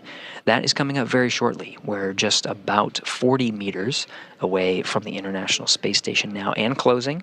It's an orbital nighttime, so we're only going to see the navigation lights and docking light blinking once we get views from the International Space Station. Teams here in Mission Control Houston monitoring from the perspective of the International Space Station and the joint operations with the teams over in Hawthorne.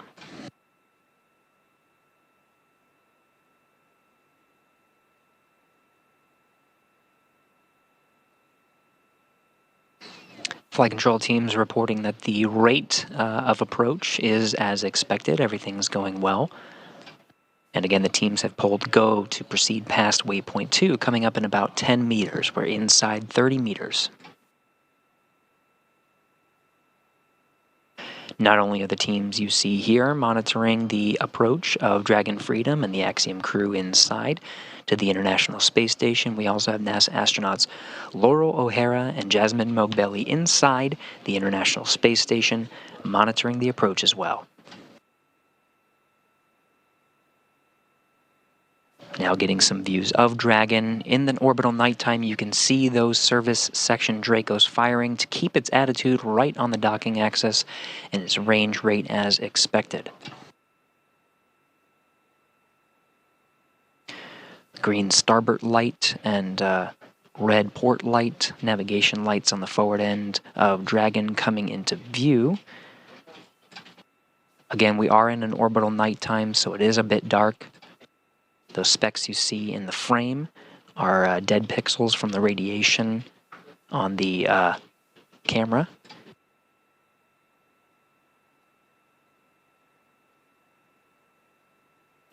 Confirmed waypoint 2 arrival. Dragon is now pausing and reconfiguring for its approach to the docking port.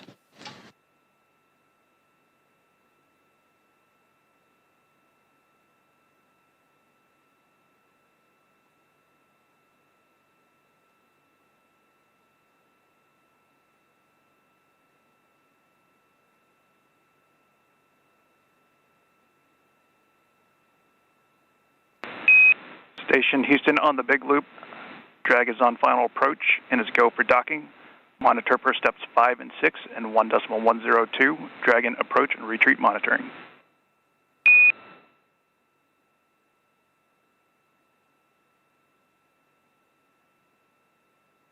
Station copies. We see vehicle mode approach to docking port, range decreasing. We copy.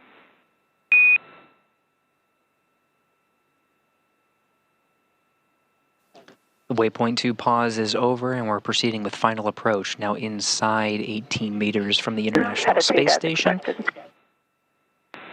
Copy. Laurel O'Hara, NASA astronaut in the International Space Station, monitoring the approach as the vehicle is just 15 meters away from the International Space Station where she resides, seeing the range rate, the rate of approach to dock with the International Space Station being as expected inside 15 meters and closing.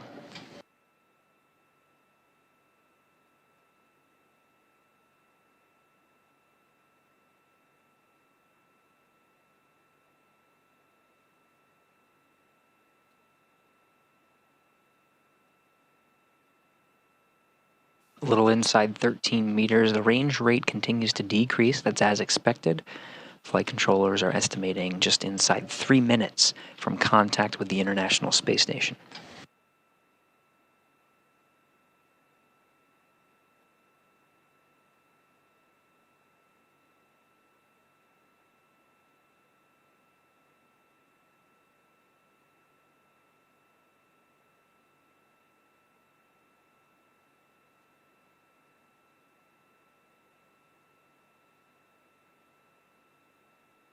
SpaceX Freedom is at 10 meters.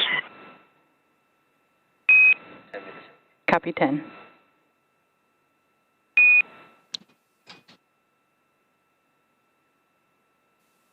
Dragon Commander Michael Lopez Alegria confirming inside at 10 meters.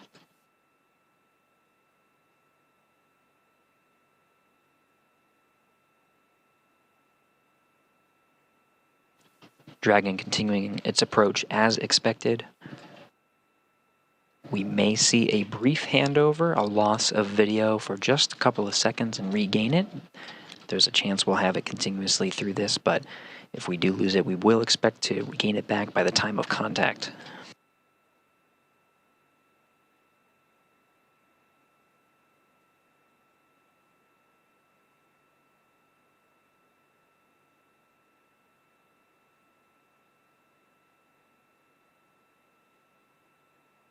Meters. Copy 5 meters. Inside 5 meters at the 2 meter mark, we may hear the call out chop, crew hands off procedure. At that point, the crew cannot command an abort. Everything looking good, though. Inside 4 meters.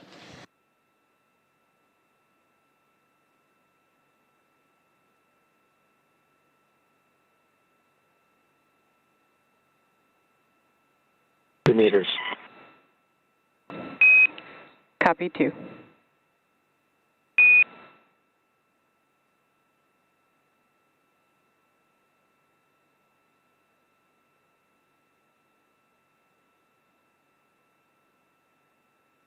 Loss of signal as expected.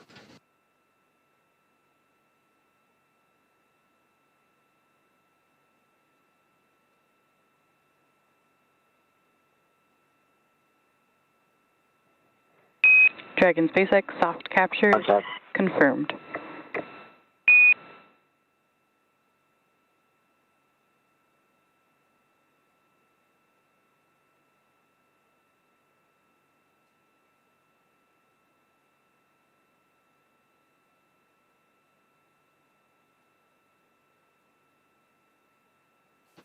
You heard that call out from the Crew Operations Resource Engineer in Hawthorne, California, 4:42 a.m. Central Time. Dragon Freedom has made contact and soft capture with the International Space Station as the two were flying together 262 statute miles over the South Pacific Ocean. Ring retraction in progress.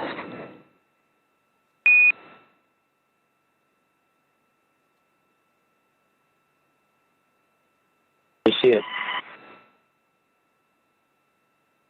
With a good soft capture, the ring is now retracting, pulling Dragon closer in with the International Docking Adapter aboard the International Space Station. This is part of a series of steps to formally hard mate the Dragon to the International Space Station after the soft capture ring is fully retracted and bringing the Dragon inwards. There is a series of 12 hooks that will secure Dragon to the International Space Station for what's called a hard dock. After that, the umbilical will be deployed, providing power and communications and data between the Dragon and the International Space Station. This is the docking sequence. Once the umbilical is extended and mated, the docking sequence is complete.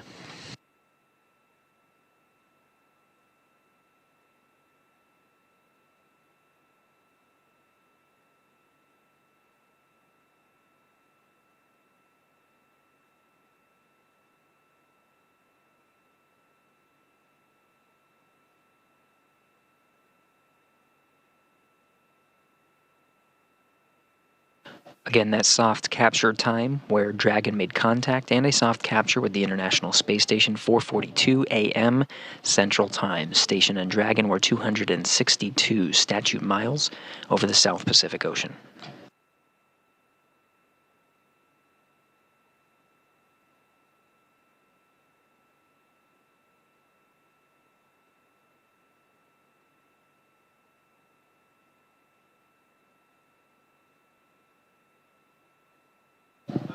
Ring retraction proceeding as expected, getting views from one of the cameras on the Japanese exposed facility on the forward end of the space station, seeing the starboard side of the Dragon.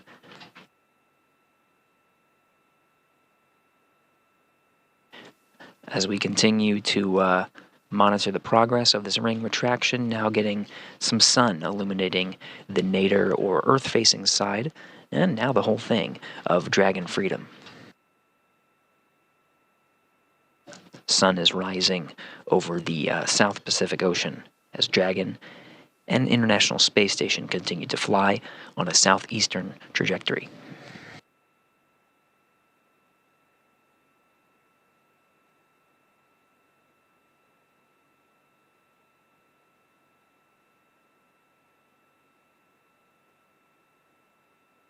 Flight controllers monitoring the ring retraction and the alignment with the International Docking Adapter to proceed with driving those hooks.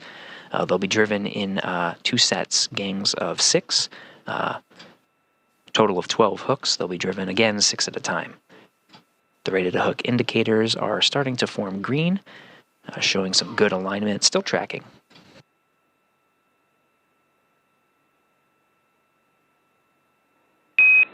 And Dragon SpaceX on the big loop. Ring retraction is complete. docking sequence is holding for MCS reconfiguration.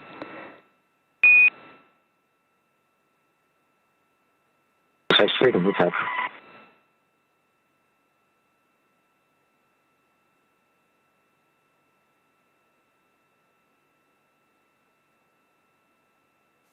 Good milestone. The ring retraction is complete. We're seeing good alignment. This is quite a dance. It's not just the Dragon performing some of these maneuvers to secure Dragon to the International Space Station. International Space Station itself performing a series of attitude control configurations to prepare for the hard docking sequence. Once station's attitude control is configured properly, we'll go ahead and proceed towards the hard docking and driving those hooks.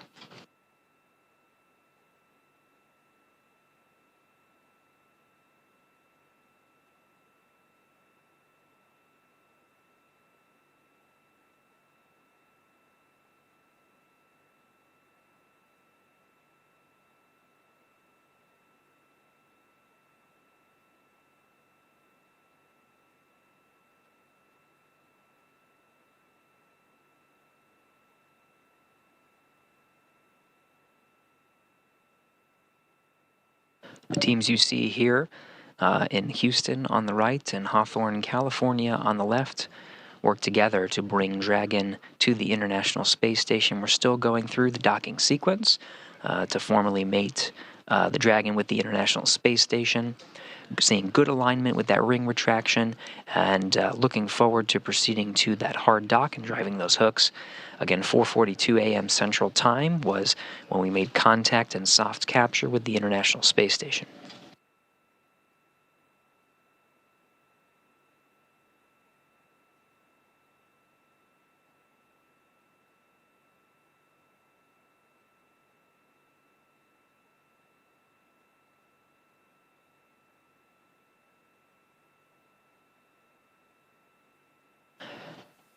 Dragon Freedom coming more clearly into view.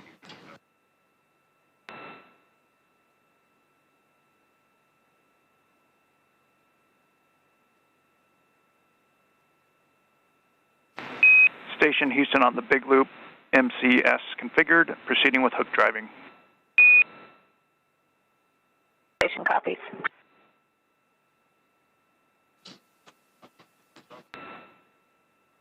Attitude control configured on the International Space Station side. We're just using the control moment gyros for this sequence. With the station in the proper attitude, we can proceed towards driving those hooks. Again, we're going to do them 6 at a time, total of 12 hooks.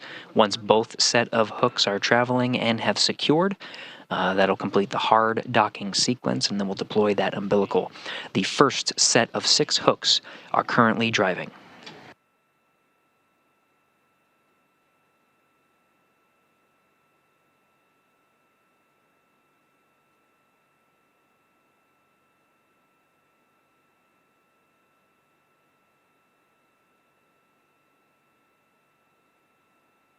We can expect the hooks to drive about 2 minutes apart from one another. Holistically, we're looking at about 4 minutes of driving hooks. Again, 6 at a time. Stand by for the hook's performance, but it should be just a few moments until we complete that hard dock. Again, that's not the end of the docking sequence. After a hard dock, we'll deploy the umbilical between the Dragon and the International Space Station. This provides data and power between the two vehicles.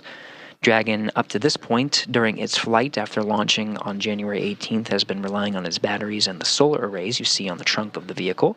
That's the black part that you see on the space-facing side, gathering power as it continues to orbit the Earth. Once those umbilicals are deployed, they'll be relying on the station's power, gathering power from the station's solar arrays.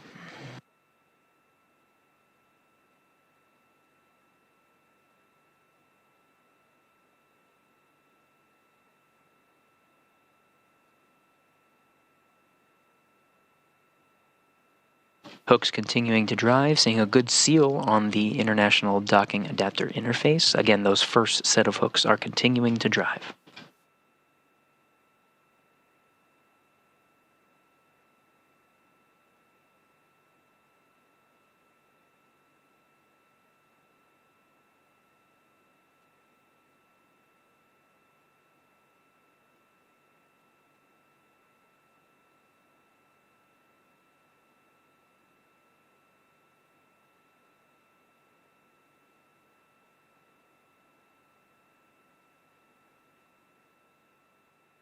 teams are seeing a good set of first hooks. Those first set of hooks have driven and have closed. Now the second set of hooks are driving. Again, 12 in total. So the first 6 have been secured. The next 6 are driving. That'll complete the hard dock of Dragon to the International Space Station. One more step after that, deploying that umbilical.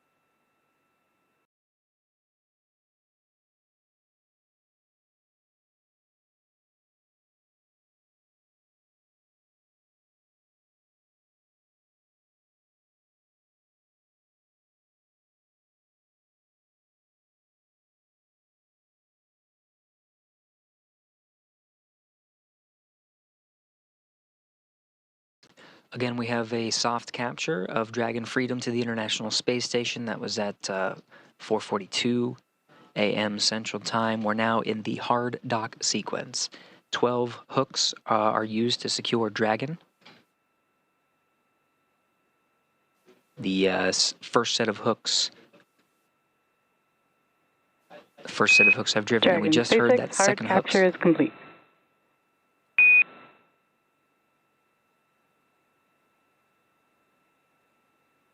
SpaceX Freedom, we copy.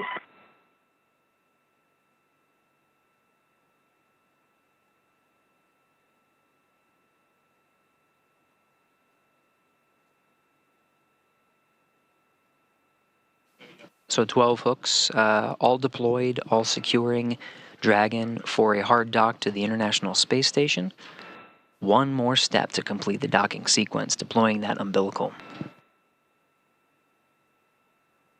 In the meantime, with a hard dock that does secure the Dragon to the International Space Station, they don't have to be as careful with the loads imparting on the inside. Typically during this sequence, they have what's called an exercise constraint, so the astronauts on board station, all 7 of them, are not allowed to exercise during that time, so there's no oscillation, no vibration.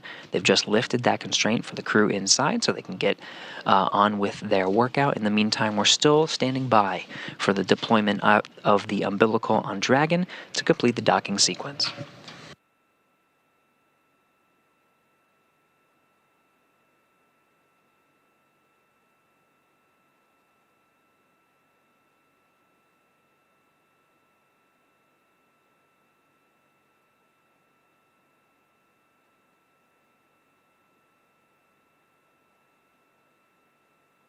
Station on 2, we are stepping out of Dragon approach monitoring.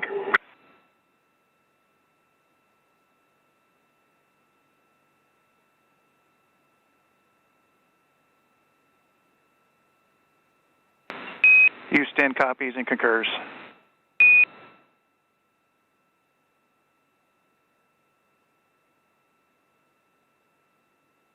Welcome to Space Station Axiom-3. Looking forward to seeing you soon. Thanks, Laura. We're excited to get started.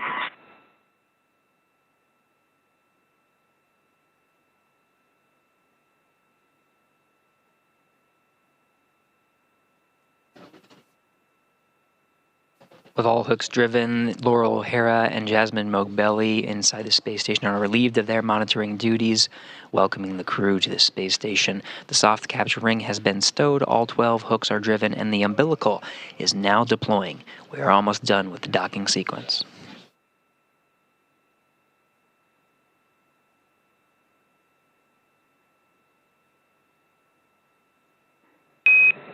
And Dragon Freedom, this is SpaceX. Docking sequence is complete, and the ground will be enabling hardline power and comm connections shortly. You are go to doff your suits per procedure 4.012, and we'll go ahead and make sure cameras are external. Copy, 4.010 north.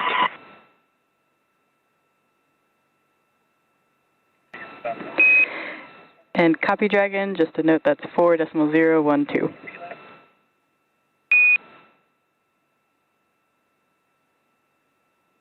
KLV 4.012.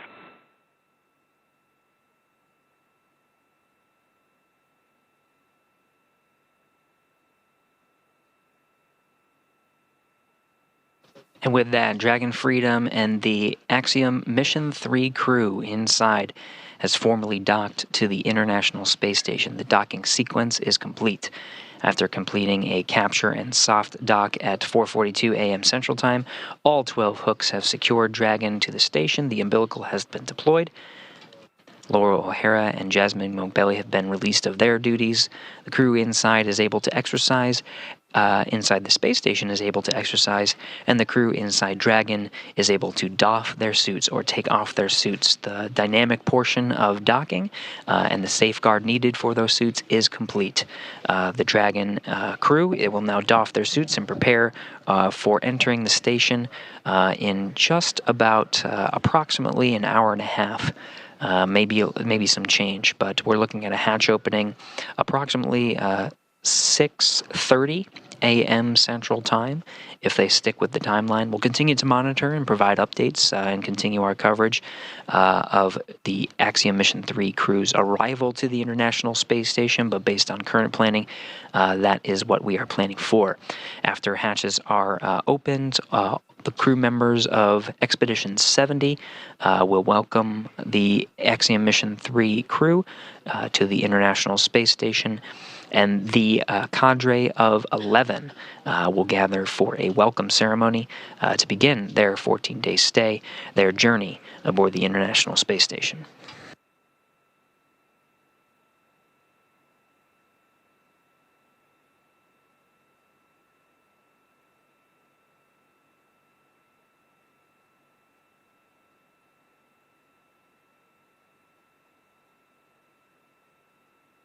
Again, teams in control rooms on the International Space Station Flight Control Room on the right, and SpaceX Flight Control team on the left in Hawthorne, California, working in tandem to bring the Axiom Mission 3 crew to the International Space Station, docking at 4:42 a.m. Central Time. Now, with the docking sequence complete, the crew and the teams will make steps to bring the Axiom Mission 3 crew inside the International Space Station.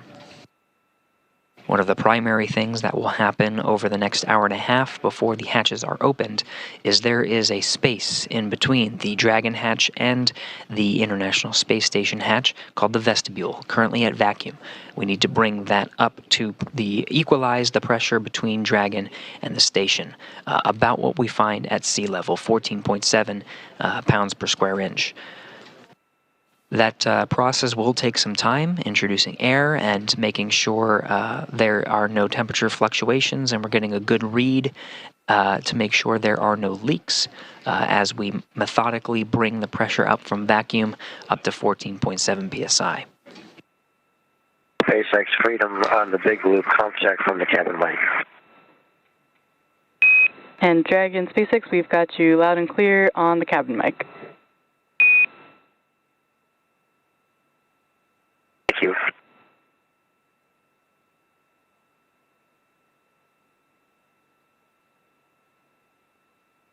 We'll hear these periodic check-ins from the crew as they make their way through the process of doffing or taking off their suits and getting ready to open up the hatches, configuring the inside of the Dragon cabin for eventual ingress and welcome into the International Space Station. Cabin mic being Station inside Houston the on Dragon, the big loop for outside the suit. Laurel and PMA ingress.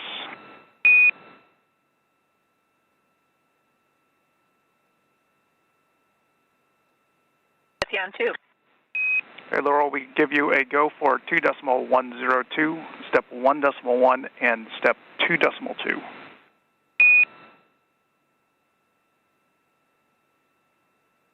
Copy. Go step 1.1 and 2.2. Good copy. Alert.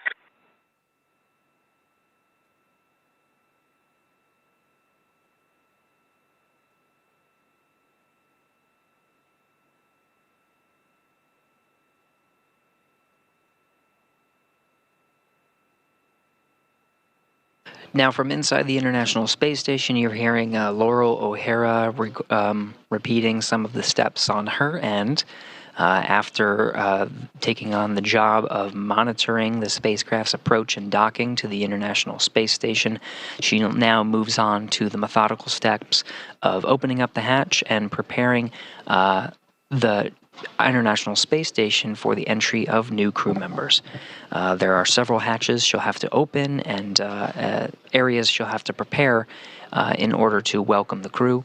There are 2 hatches that she'll have to work with. First is the Node 2 forward hatch that has been currently closed through the docking operations. That just allows her and the International Space Station crew access to the pressurized mating adapter. It's really a channel to get us all the way down to what's called the A-Pass hatch. This is the hatch that on the other side is that vestibule currently at vacuum. So she'll be opening up those hatches and preparing the pressurized mating adapter. She'll put some covers on some of the hatches just to minimize bumps and hazards along the way so the crew can ingress safely into the International Space Station for hugs and handshakes later. If we stick with the timeline, we're expecting that hatch to open in just about an hour and a half, 6:30 a.m. Central Time, but again, we'll continue to monitor Dragon the crew SpaceX through on their the steps. big loop. If desired, you can reference your procedure 4.400 for monitoring vestibule pressurization. Copy 4.400.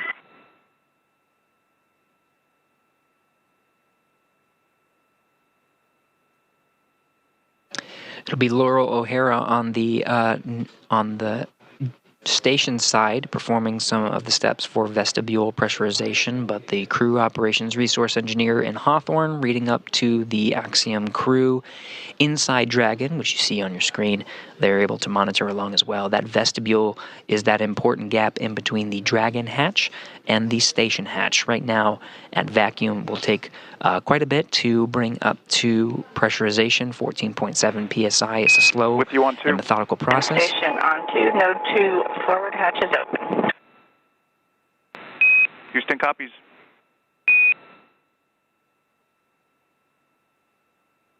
Wasting no time, Laurel O'Hara has confirmed that from inside the International Space Station, that Node 2 forward hatch is open. Again, that just allows Laurel some access to the pressurized mating adapter. This is the channel way that brings her to the A-Pass hatch. Now, that hatch will not be opened until that vestibule is pressurized. So with access to the pressurized mating adapter, she'll be able to work through the steps to start the vestibule pressurization. Again, it's a methodical process, so from vacuum, it's brought up to a checkpoint at 5 pounds per square inch, and is once that pressure is monitored for just a bit and looks stable to make sure there are no initial leaks, they'll go ahead and introduce air into that vestibule to pressurize it to equalize with the International Space Station and Dragon at 14.7 psi. Meanwhile, inside the Dragon, Axiom crew is doffing or taking off their suits. They'll be changing into their garments and setting the Dragon cabin in such a configuration that it is ready for them to ingress the International Space Station.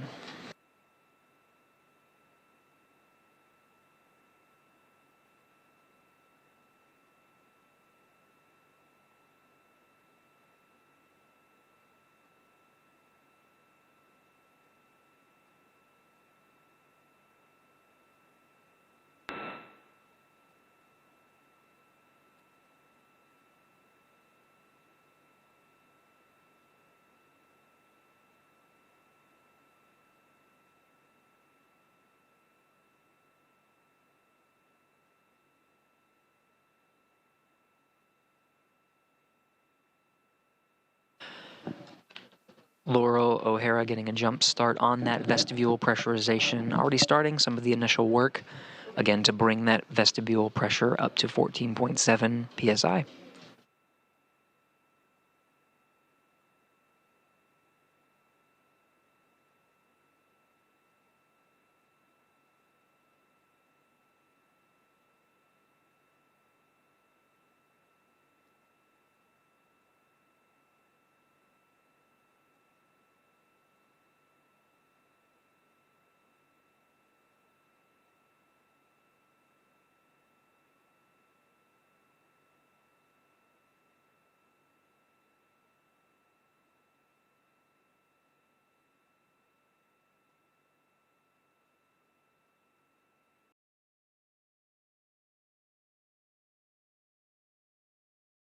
Houston Station 1-2, APAS equalization valve closed at 11:06. Copy, 11:06.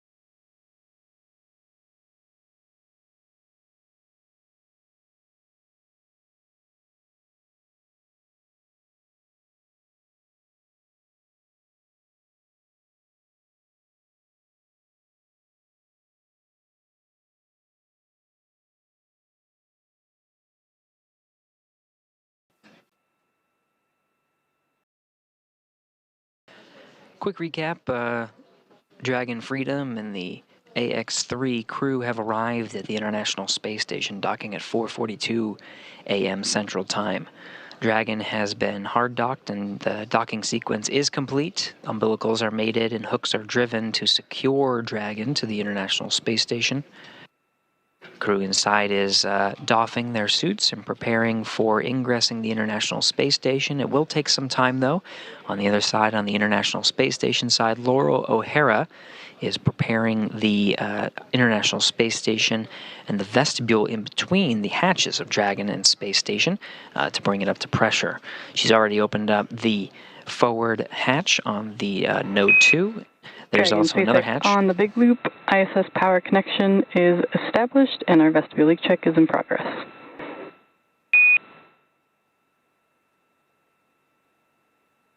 SpaceX Freedom, we copy.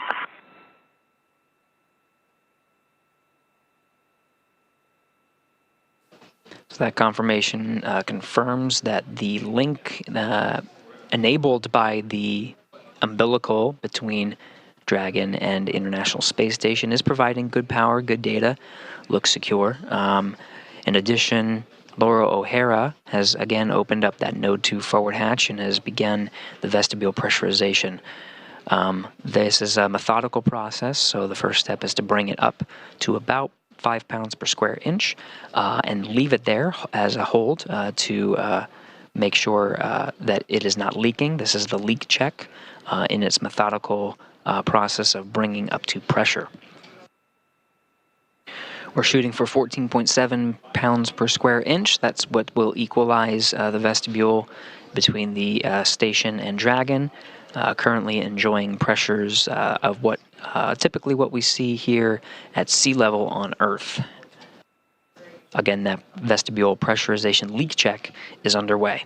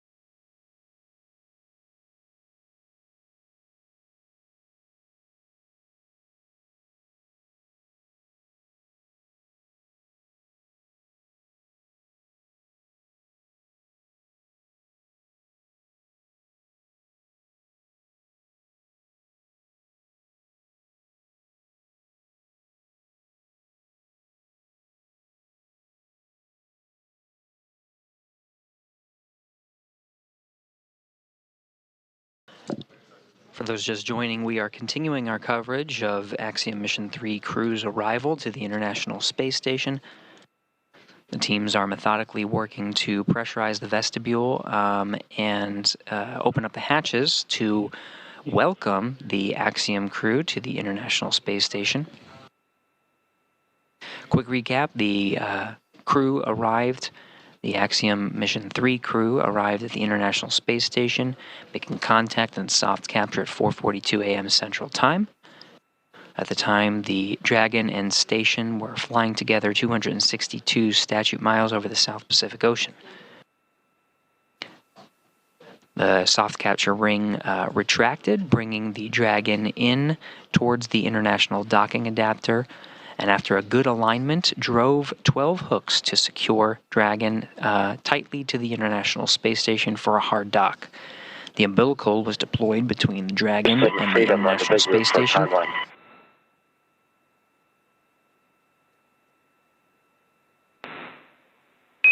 With you on the big loop. Well, just wondering, with the delay in docking, do you have an update for the time of the event coming up, the joint event?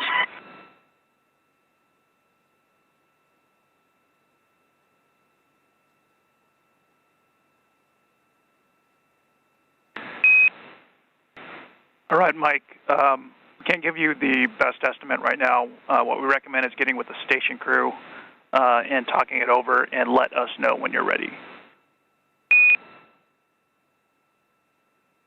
That's perfect, thanks.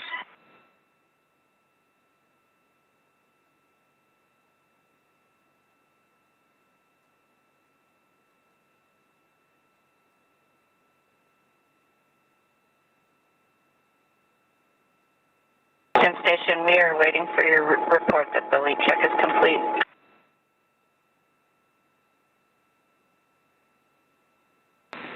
Copy, Laurel. We have about 3 minutes left.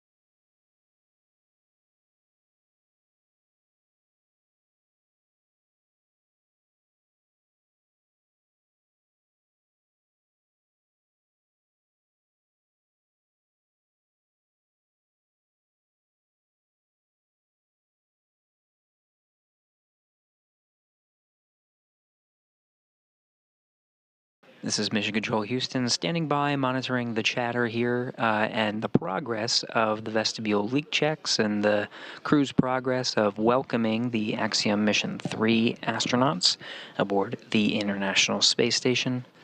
We're looking at about another minute. Dragon, SpaceX on the big loop, just looking for a status on suit doffing and if you've gotten into suit drying yet.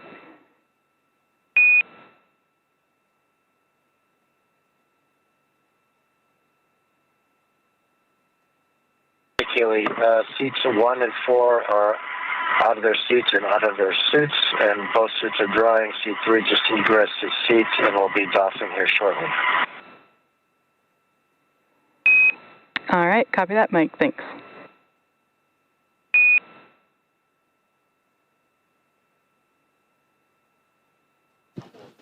So a quick status on the crew's progress of opening up those hatches.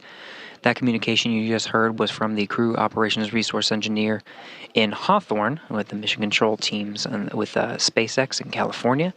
We're asking for a status from the Axiom Mission 3 crew. They are partway through their suit doffing, meaning taking off their suits and drying. They hang them out and make sure that the water is released. Making some good progress there. In the meantime, on the space station side here in Houston, monitoring that vestibule leak check. When the vestibule pressure is brought up from vacuum to 5 pounds per square inch, there's a period where the teams allow for temperature fluctuations to dampen in order to have a good leak check.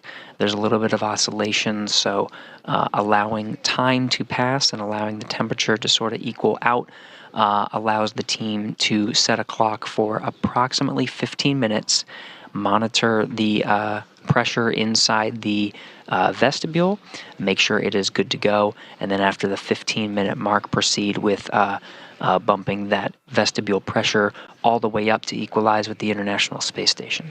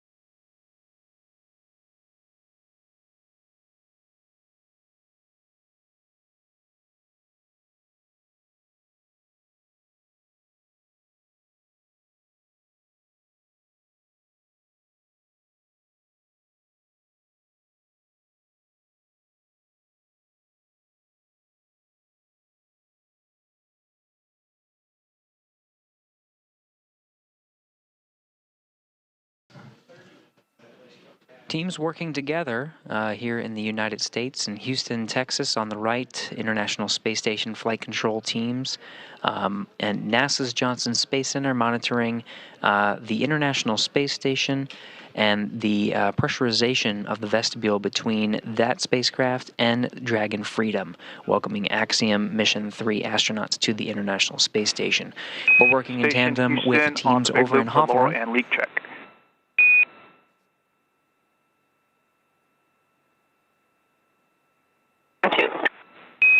Hey, Laurel, leak check is still in work. We're going to need another 10 minutes.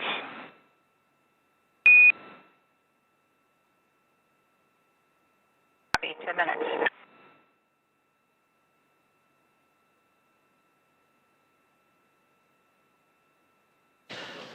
The Capcom here in Houston, William Vu, talking with Laura O'Hara, who is working on the vestibule leak check. It's holding at about 5 pounds per square inch, but we're just taking some time to evaluate and make sure that data is good to go and that there are indeed no leaks as we continue, before we continue with the pressurization of that vestibule up to equalize with the pressure of the International Space Station. Now, as we're waiting for those leak checks and waiting for some good data, again, we're working in tandem with the teams over in Hawthorne, California. The Dragon flight control teams brought the Axiom Mission 3 crew from launch all the way to rendezvous and dock with the International Space Station. Let's check in with the teams over there with Kate and John. Thanks so much, Gary. Great words there. And it's safe to say now that 37 hours after they lifted off from Kennedy Space Center, the AX-3 crew has arrived at the International Space Station, as you can see there on your screen.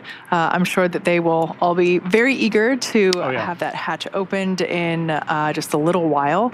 In order to get here over the last 37 hours, the Dragon capsule executed a number of burns in order to chase down the International Space Station. From lifting off at Kennedy Space Center and then reaching the station as we see it now. A number of things occurred, including basically those orbital maneuvers in order to get to the station and approach it in a very slow, calm, choreographed manner, as we have seen over the last couple hours. The crew also had the opportunity to tune in with us and do an on-orbit event about only 90 minutes after they took off. Very quick. And really, this is just the beginning of their mission. They're going to be here for up to 14 days. Oh, yeah, and it's going to be a packed mission, Kate. Over the course of the next 14 days, the crew will be heavily focused on payload and research operations. This is the core of their mission. In fact, that's over 230 hours of combined research efforts. So much. It is. And what's really cool about it is, like, we know that payload utilization is such a commodity on station, and this gives an opportunity for research agencies, governments to really get that dedicated time from these crew members. That's really, really important to them. But additionally, crew's also going to be heavily involved in the arts outreach. And I'm so excited for that. I am too. I love that aspect of spaceflight. It's an essential part of human spaceflight and expeditions, and I'm really excited about it. And in addition, a lot of public outreach and engagement, because after all, as we've mentioned, this is Turkey's first flight. So this is going to be a packed mission for the crew. It's going to be an exciting mission for the crew. There's tons of research that's going to be going on over the next two weeks on ISS. And really, this is the goal of ultimately these private astronaut missions, right? Yeah. Commercializing space. You need this kind of energy put into a very short period of time. That is true. Very exciting. You mentioned energy, and they're going to need a lot of it because, they are up at the International Space Station, and as you mentioned earlier in the webcast. Freedom, Houston on the big loop. Stand by for hardline audio config.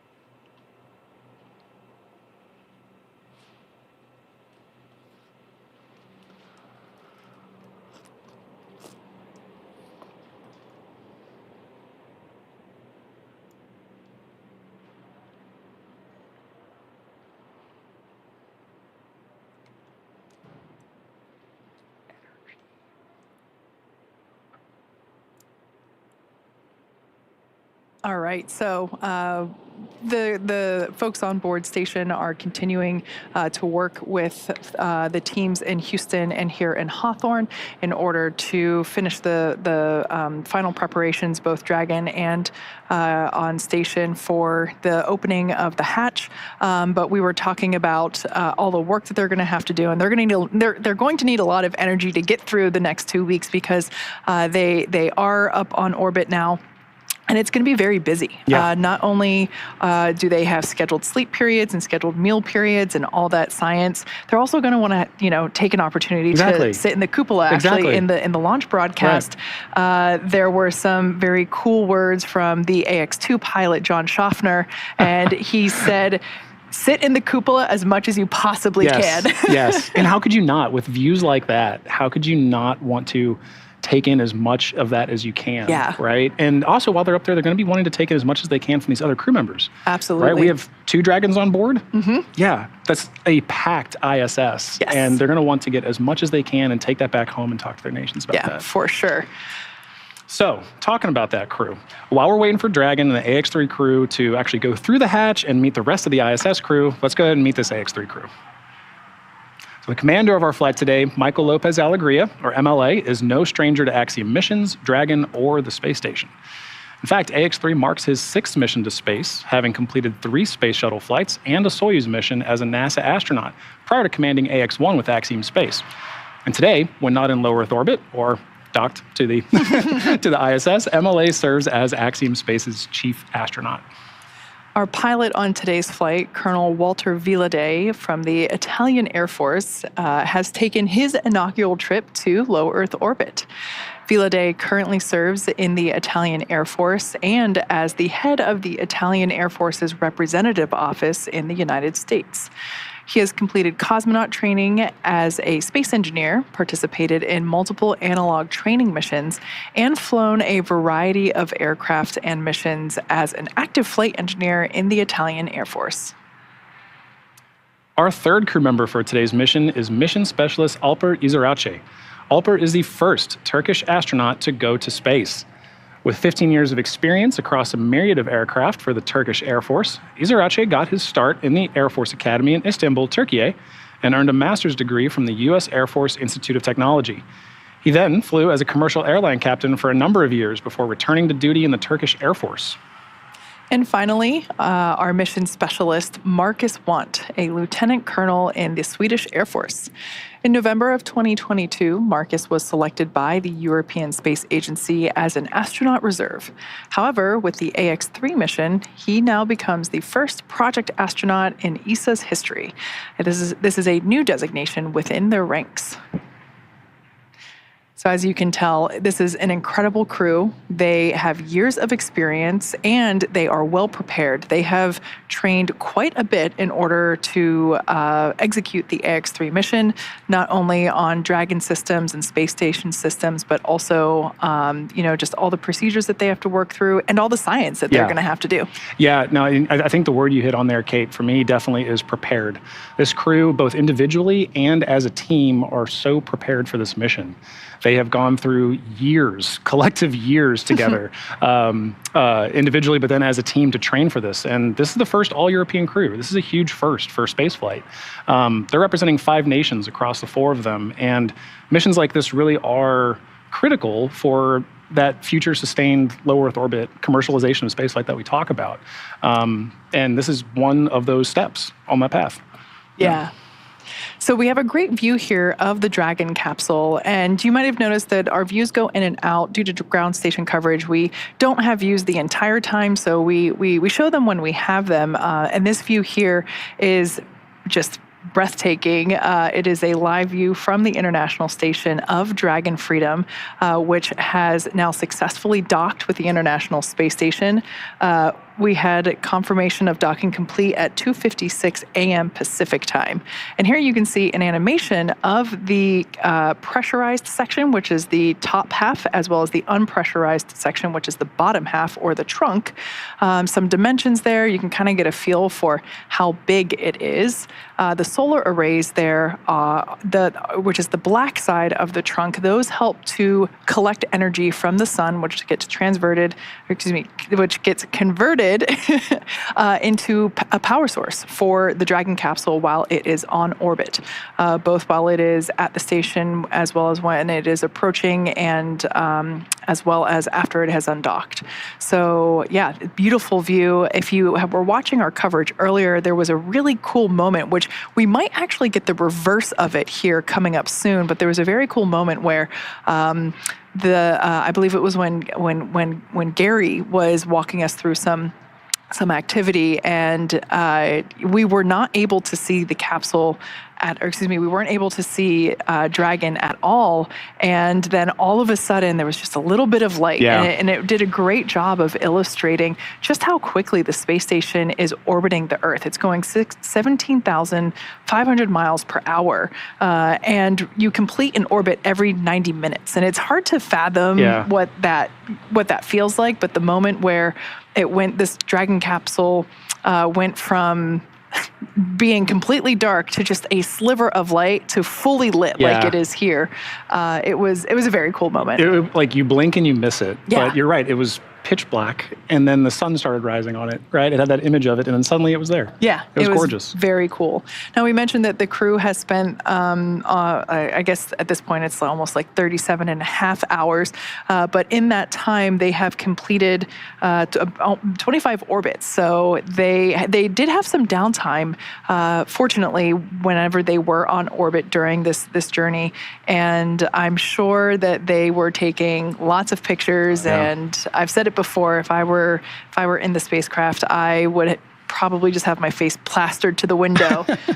Somebody would have to fight me for that seat, for access. Yeah, and yeah, so they've completed 90 orbits, and I'm sure during that time they've taken in as many views as they possibly can. Oh, exactly, and they're going to take in so many more. Right, the next step that this crew is looking forward to is opening that hatch. Yeah. That is such a pivotal moment for any crew, right, to get into the space station and get into the ISS and go meet their crew members that they're going to be spending their time with. It is what the International Space Station represents. It's what it's for. And they had so much to do on this 37 and a half hours, multiple orbits trip up there. But the next step really is crossing that hatch, meeting their coworkers for the next 2 weeks, meeting their friends, their neighbors, and getting to experience all of that in a much bigger atmosphere now. They spent that time in the vehicle. It's about to get a lot bigger, and they're going to get to go into the cupola and see that view that we talked about. They're going to get to experience living and working and all of the nuanced difficulties that come with that in low Earth orbit, and it's going to be a really beautiful moment. And that's really the next step that we're working towards, is getting to open that hatch. And as Gary mentioned, it takes time for that to happen. There's a lot of timelined events that work up to once the vehicle is on orbit.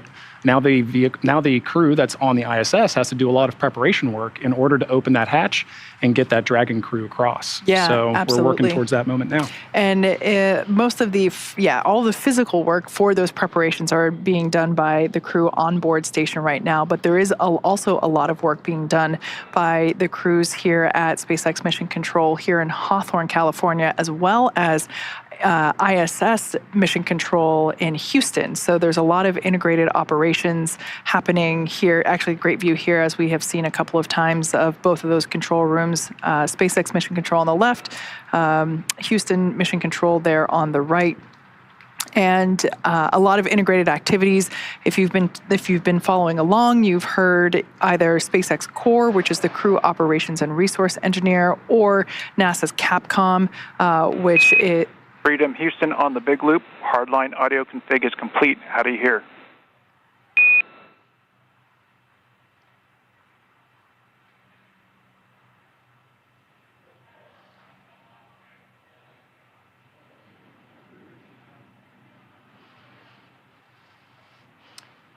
Yeah, Kate, almost perfectly you mentioned Capcom there, right? But one of the things that we're really working towards... Houston Freedom, we hear you loud and clear. We have you loud and clear as well.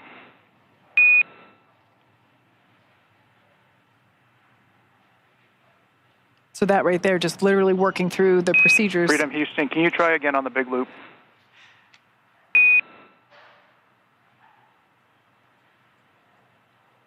Right now, trying to establish the communication on the big loop, which is everyone all together. The big loop is exactly as it sounds. It's Houston, it's the International Space Station, it's SpaceX, it's Houston Dragon. Freedom on the big loop, comp check.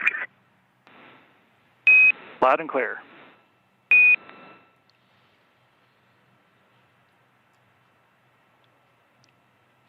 Happy to say. All right, well, as we know, comm checks are an essential tool, an essential part of this effort, this joint effort that we have.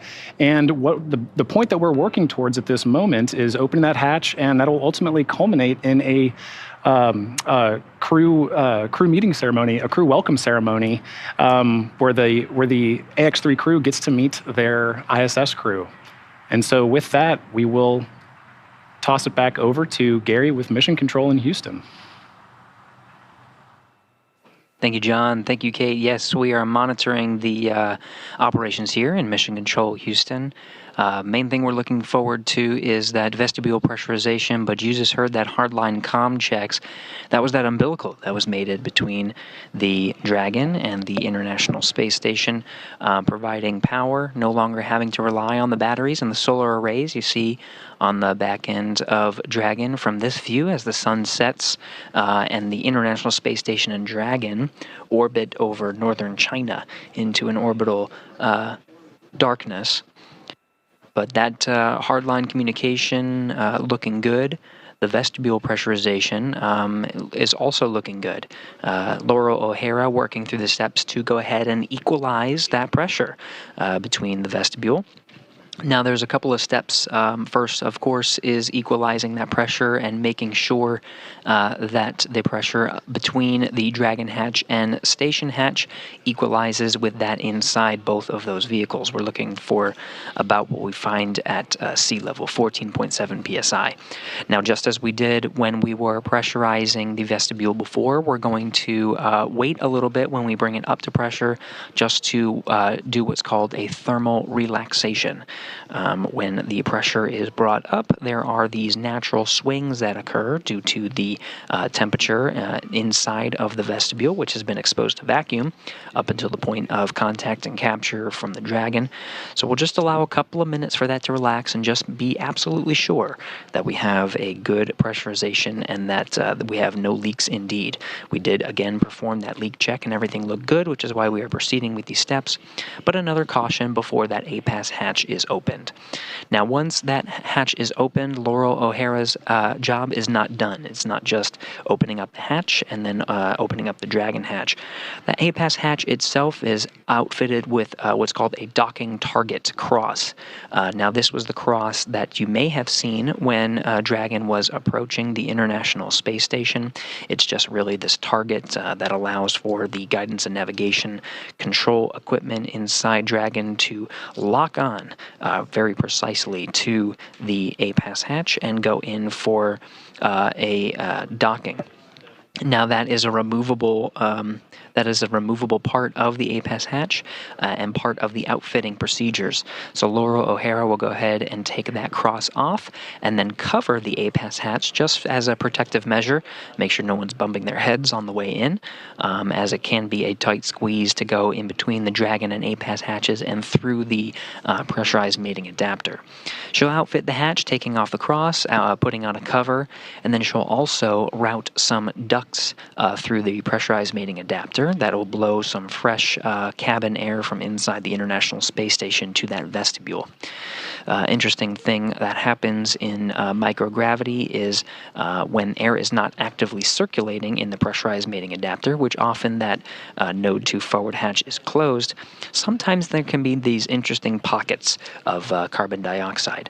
So this will flow some fresh air, make sure the temperature and make sure that air is well mixed and the temperature is good, and allow a very comfortable, safe, and cushy float into the International Space Station for that Axiom Mission 3 crew. So again, Laurel O'Hara, just to recap, is continuing with the pressurization of that APAS hatch, making sure that everything is good for the Axiom Mission 3 crew.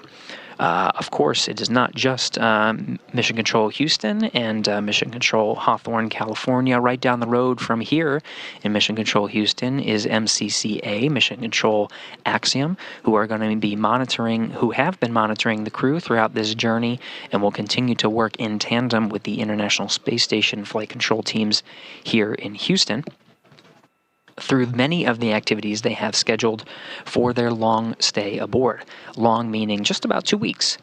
We can expect them to do some of the things that John was talking about, some science activities, many outreach activities, lots planned for the private astronauts who are going to be spending their days aboard the station and maximize every day and the opportunities they have while on board the orbiting complex.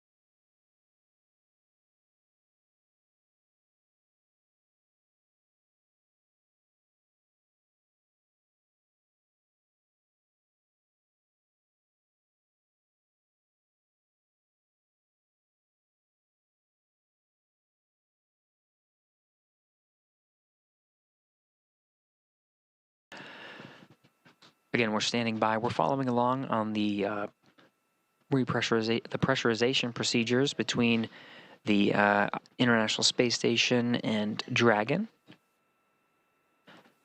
The Axiom Mission 3 astronauts docked aboard Dragon Freedom to the International Space Station at 4:42 a.m. Central Time, just a little more than an hour ago at this point. After that soft capture, they went through the sequence of the docking sequence, which includes a hard dock and the 12 latches that secure Dragon to the International Space Station, mating umbilicals, stowing the soft capture ring, and ensuring that Dragon is secured to the International Space Station. Now the teams are working in tandem to bring that pressurization, the space in between those two hatches, those two vehicles, up to equalize so they can start opening up the hatches and welcome the crew.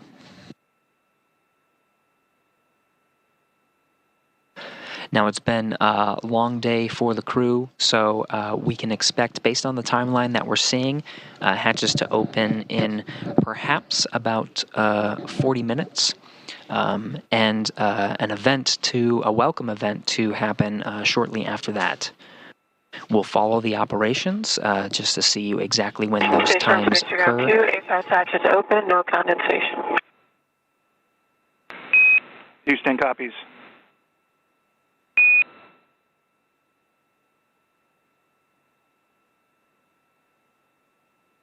That was confirmation from Laurel O'Hara and Jasmine Mogbelli. The two of them were tasked with monitoring Dragon's approach and docking to the International Space Station. Laurel O'Hara has been mostly at work, but of course Jasmine Mogbelli not far behind. Two of them working to, like I said, pressurize that vestibule, which we just heard has been pressurized and equalized, and that APAS hatch, this is the hatch on the International Space Station side, that is now open.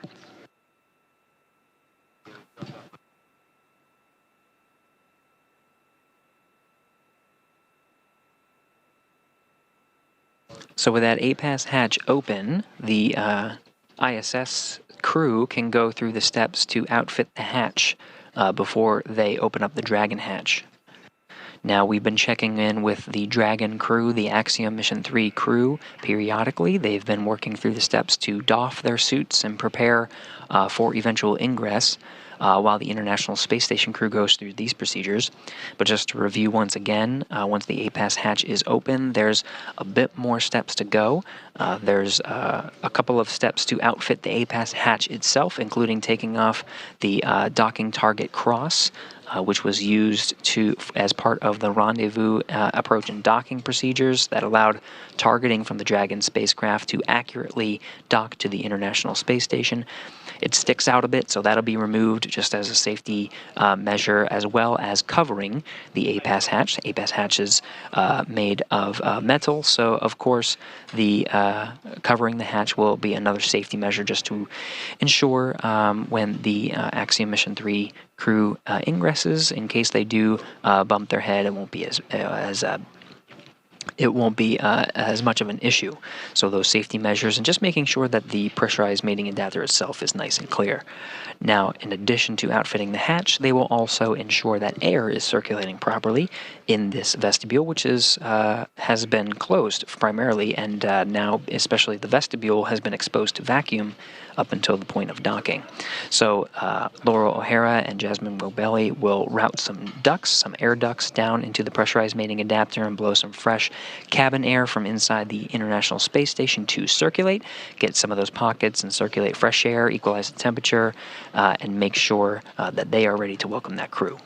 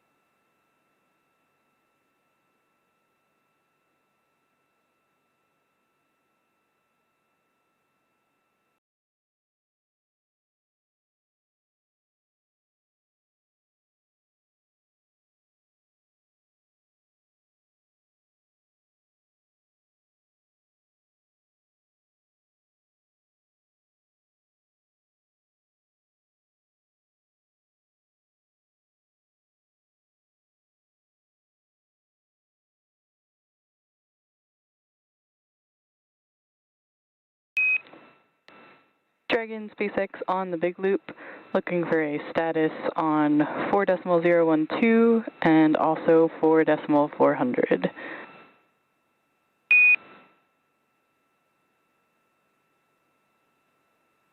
Okay, SpaceX, let's start with 4.400. We're in section 5, flushing the urine hose. We'll have a consumables report here in just a minute. Copy that in section 5, and consumables report coming shortly.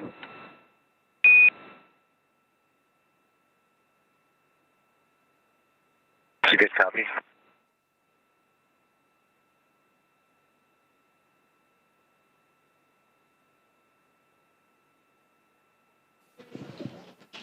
You'll notice as part of these joint operations, crew operations, resource engineer checking in with Haley, the Dragon crew. 4.012 in section 3. Comfort garments for seats 1, 3, and 4 will be trashed. Mine were trashed after launch. And all 4 suits are disinfected and being dried in various stages.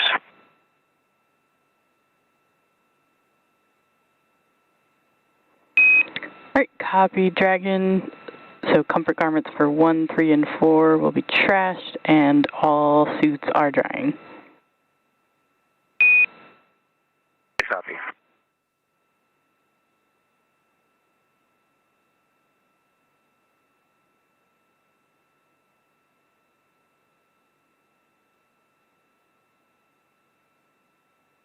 SpaceX Freedom, would you like that inventory report on the big loop or on Dragon to ground?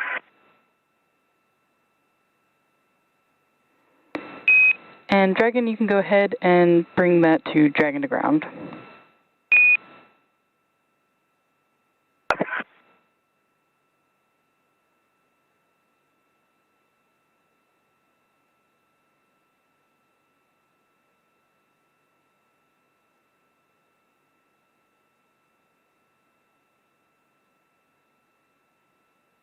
SpaceX Dragon on Dragon to ground. And Dragon, I've got you loud and clear.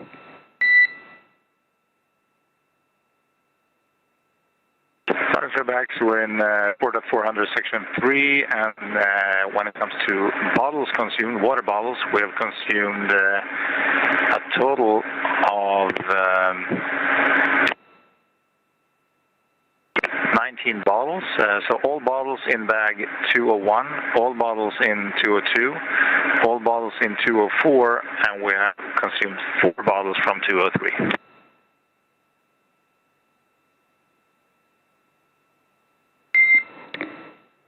All right, copy, Dragon, 19 bottles, all in 201, 202, 204, and 4 consumed from 203.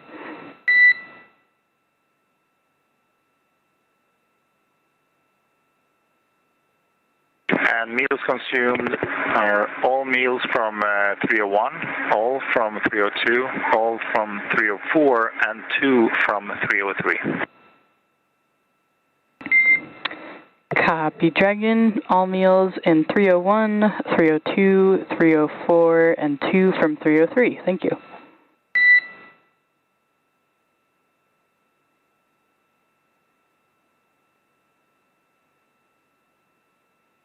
That's a good readback.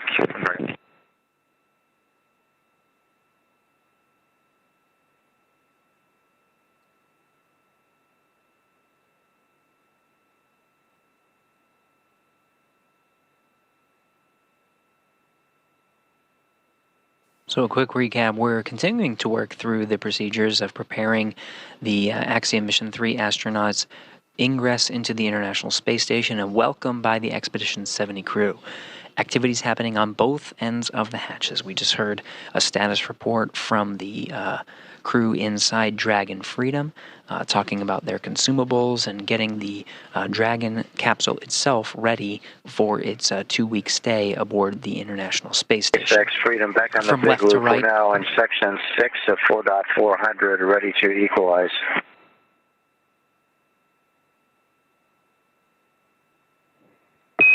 And Dragon, copy, you are in section 6 of 4.400.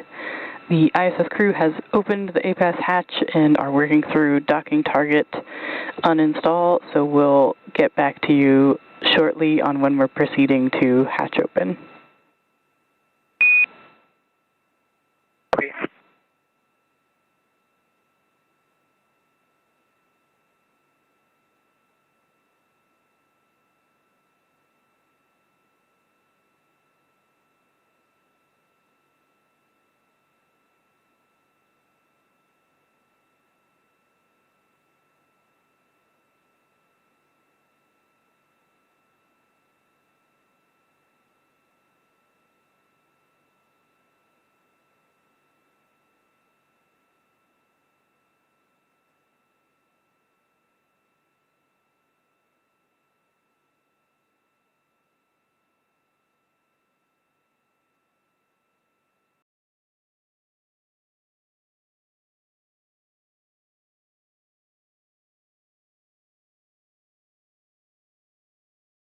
And Dragon SpaceX on the big loop, looking to see if we are good to come back on board with video.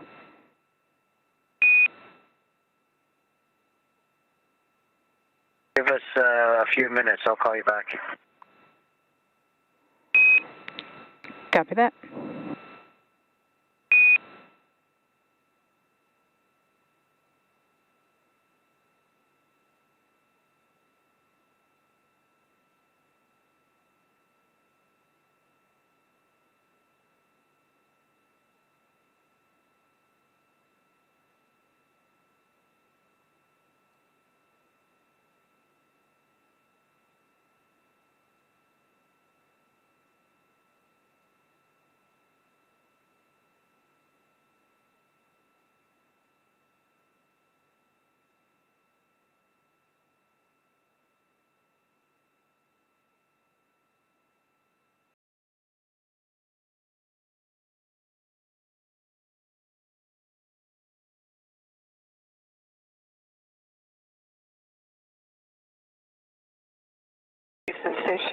Houston Dragon Station on Space Run 2. Station is ready for Dragon hatch equalization.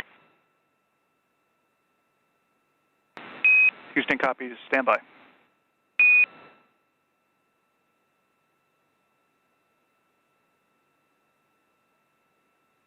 And Freedom is ready as well.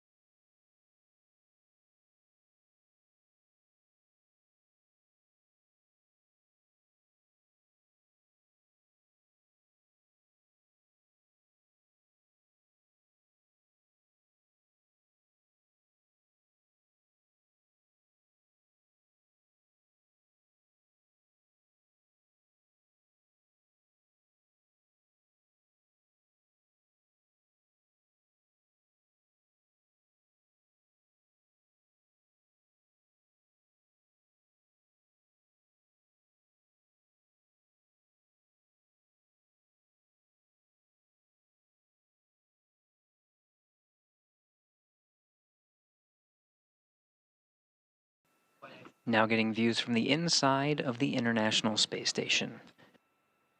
You can see some of the work that's been done before the crew was able to set up some of the cameras. Laura O'Hara, there on the right, she's been the one working through the hatch opening procedures, and she was working on the docking procedures as well.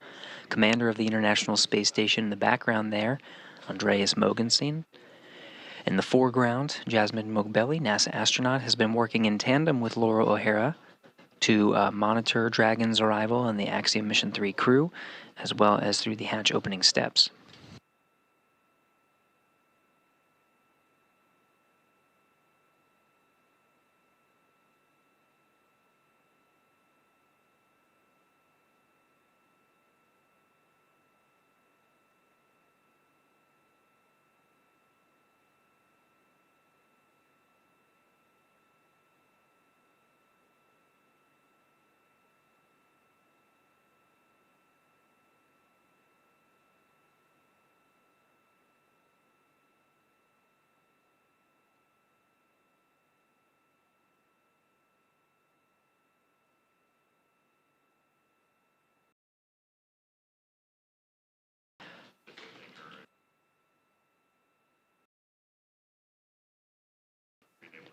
So again, Laura O'Hara and Jasmine Mogbelli have methodically worked to opening up the hatches you see in the background there. So right in the back, that is the pressurized mating adapter. You can see on the forward end, right behind Andreas Mogensen, is the Node 2 forward hatch that is open and stowed at the top portion of your screen. And then deep in the pressurized mating adapter is the APAS hatch, which has been outfitted for the Axiom Mission 3 crew's arrival. Docking target has been removed, covers have been added, and ducts have been brought in to circulate air, and you can see at this point have already been pulled out.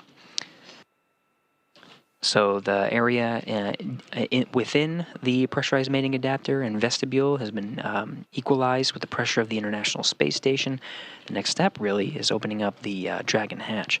So the teams are just assessing just to make sure that that is okay to do, but you can see crews gathering right now. They got their cameras ready, smiles, and ready to welcome the Axiom Mission 3 astronauts to the International Space Station.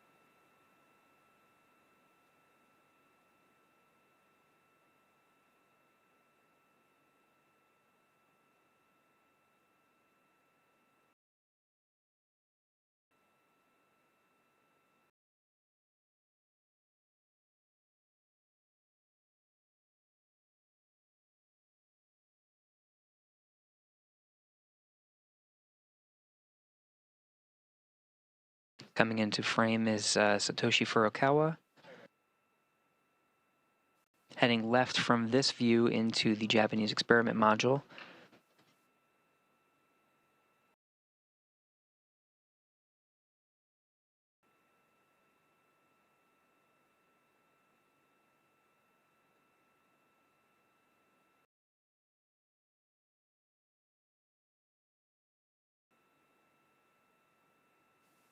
Furukawa with high-definition microphone in tow will start to equip it and will be used as part of the welcome ceremony. We can expect the full Expedition 70 crew to be there to greet the Axiom Mission 3 astronauts. See hugs and handshakes as they ingress. By the time we have all 4 Axiom crew members on board the station population will be up to 11.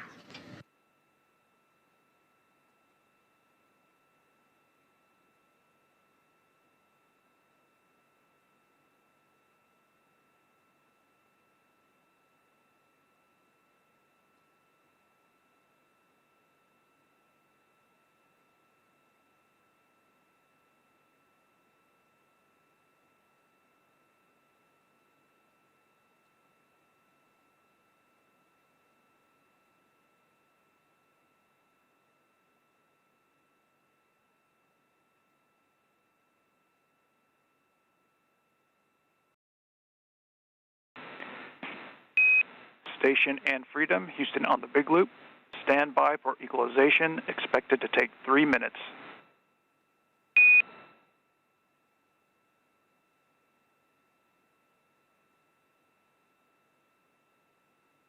Freedom copies.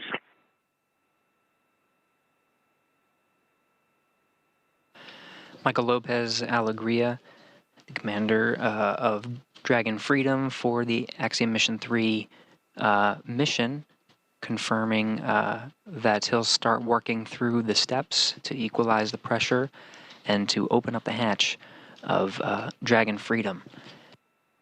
We should be expecting ingress momentarily. In the meantime, we have more members of Expedition 70 gathering to welcome the crew. On the right there, you see Konstantin Borisov, who flew up with the Crew 7 cadre to the International Space Station.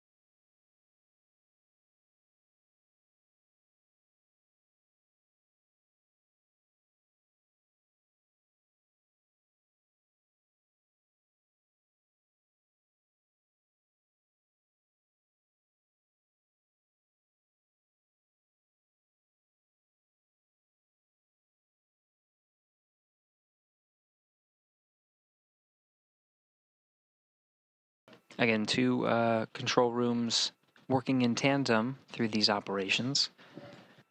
The Expedition 70 crew standing by, awaiting for equalization to go ahead and open up the hatch of Dragon.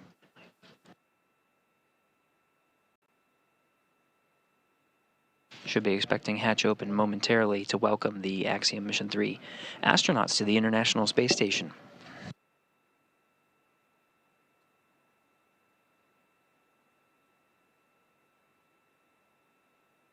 Team's just ensuring the equalization is good before going ahead to open up the hatch, but we should be expecting that momentarily.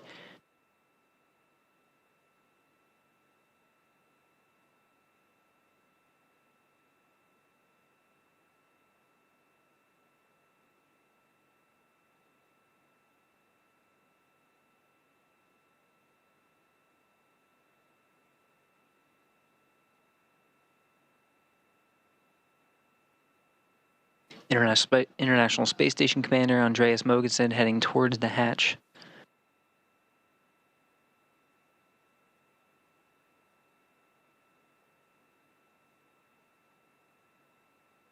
On the right, Oleg Kononenko, another Roscosmos cosmonaut, and Nikolai Chub. Expedition 70 now Dragon rounded out. SpaceX on the big loop. You have a go for hatch opening per your decal, followed by the remaining actions in procedure 4.400 section 6, and confirming if we are good to come back on board with cameras.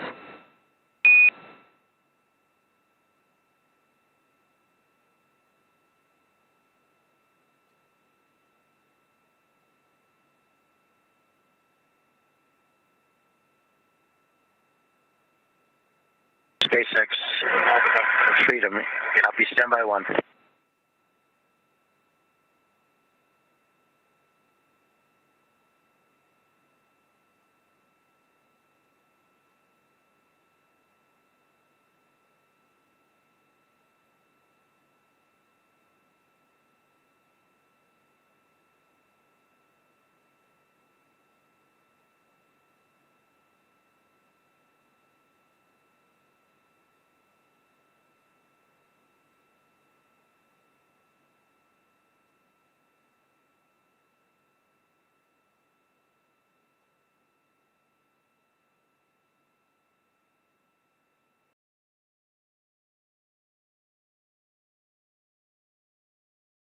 Again, the 7 members of Expedition 70 gathered in Node 2.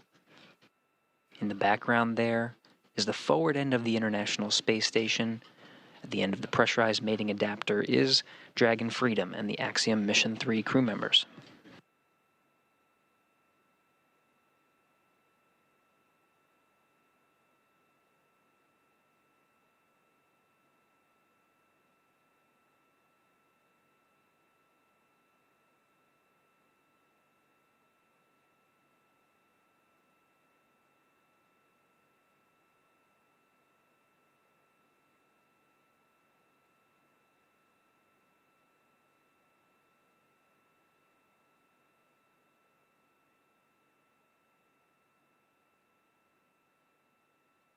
SpaceX Freedom, you may come on board and we're opening the hatch. Copy that, Freedom.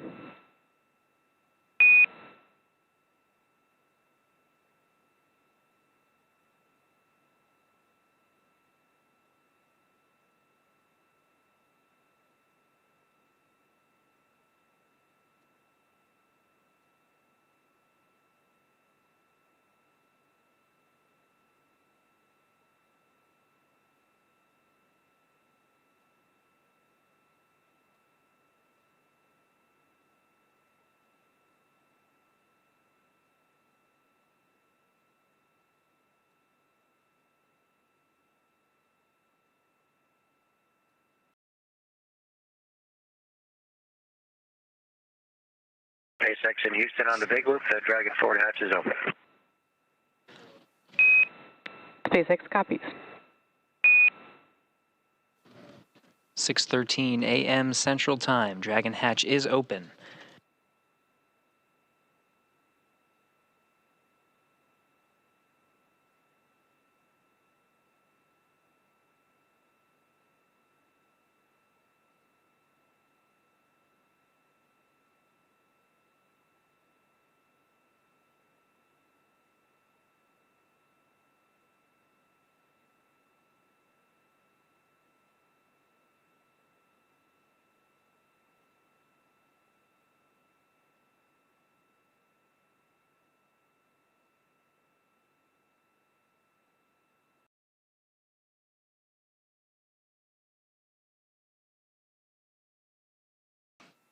Jasmine Mogbelli in the background there with the still camera. Way down in the pressurized mating adapter is Andreas Mogensen, International Space Station Commander, working with the Dragon crew to open up the Dragon hatch, and we should be seeing some of the private astronaut mission crew SpaceX members. Freedom on the big loop. We are complete with 4-400 entering ISS. Copy that, Freedom. Welcome aboard.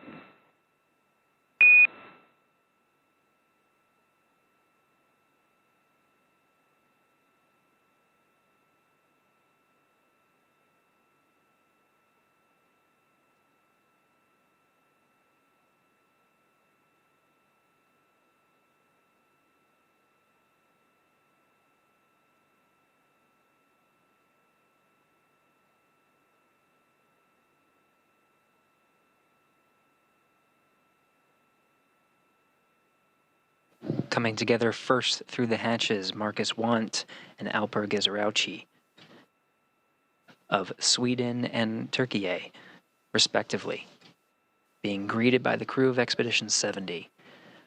The two are followed by Walter Villaday, pilot of the Dragon Freedom. Last coming into the International Space Station, Commander Michael Lopez Alegria.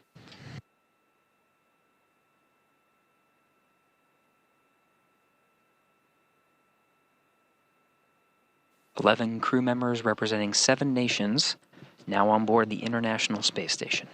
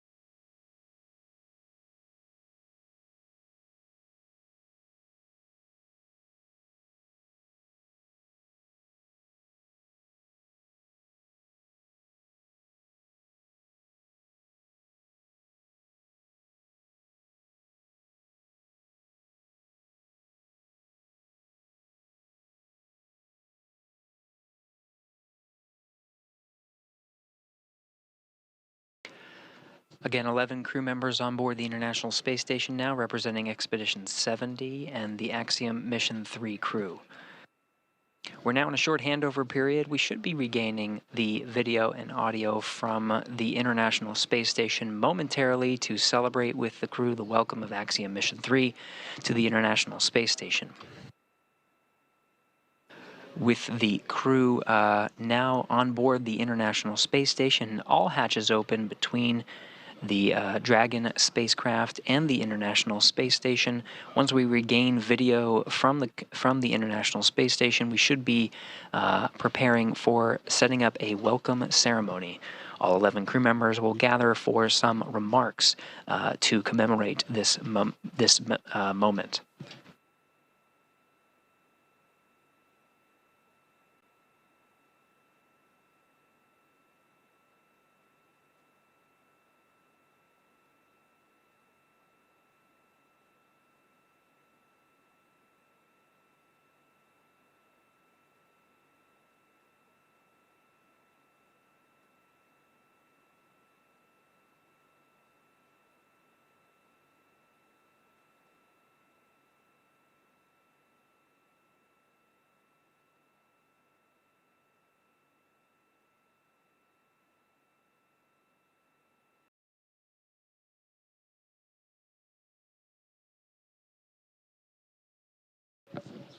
Back on board the International Space Station, again, Expedition 70 gathered with the Axiom Mission 3 crew,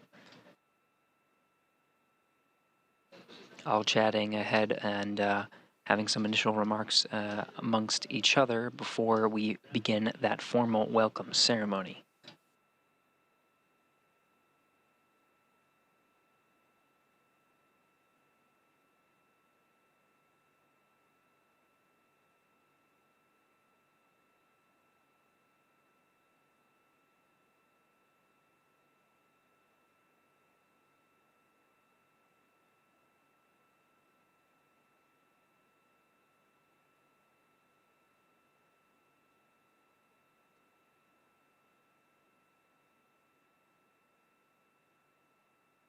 Station up 2.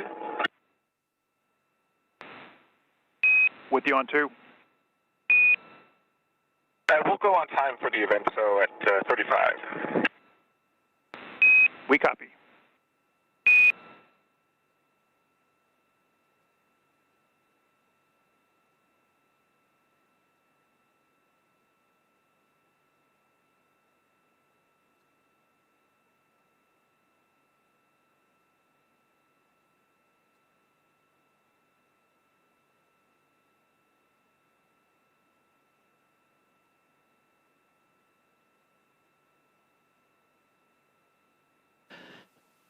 So the crew of Expedition 70 and, again, Axiom Mission 3 astronauts on board the International Space Station confirming they have a set block of time for starting this welcome ceremony, and they will take it.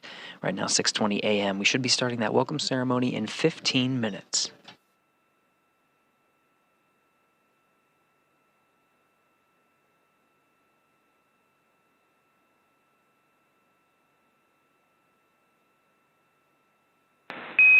Station Houston on 2. We're standing by for scene and voice.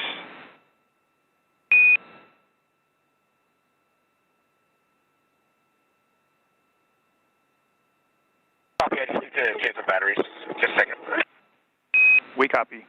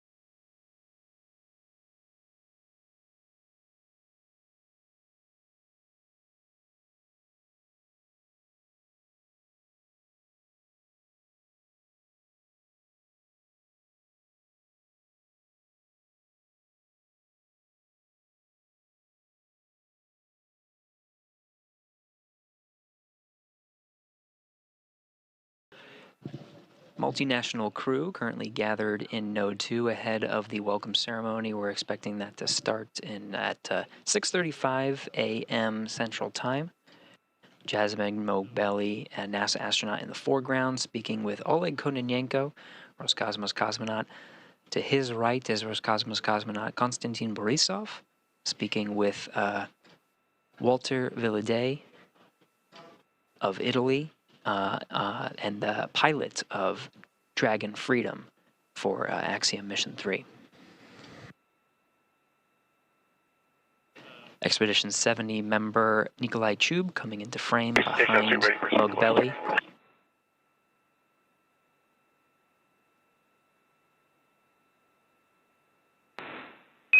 Freedom Crew, Houston on the big loop. Just a friendly reminder, we need for you to complete step 6 and 2.102 prior to the event.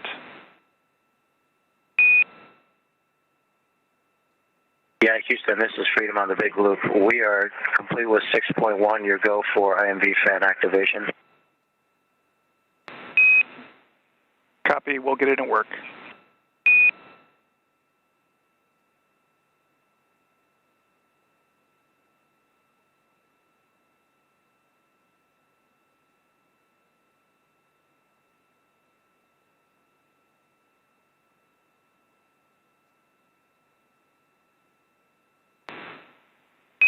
Station, we are ready for the voice check.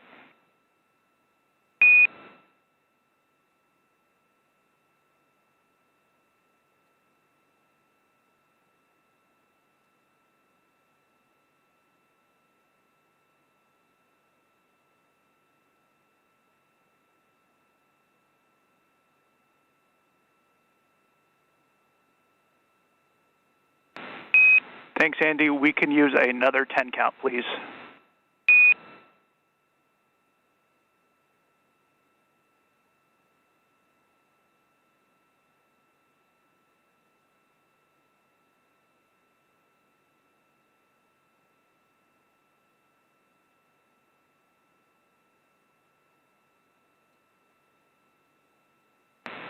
Good, scene, and voice check.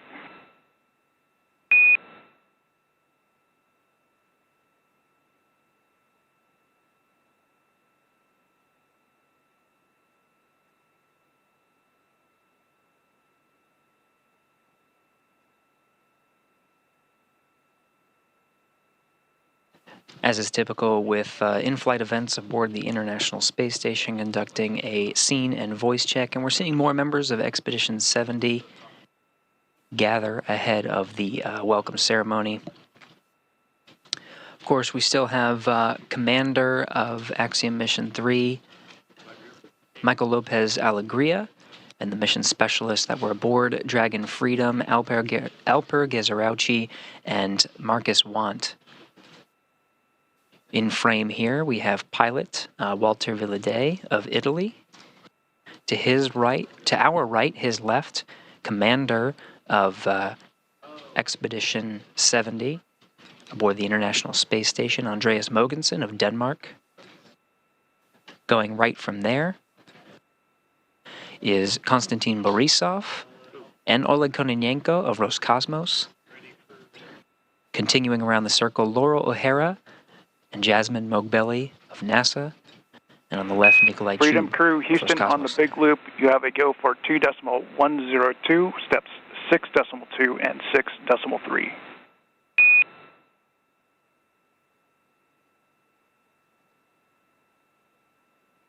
6.2 and 6.3 in work.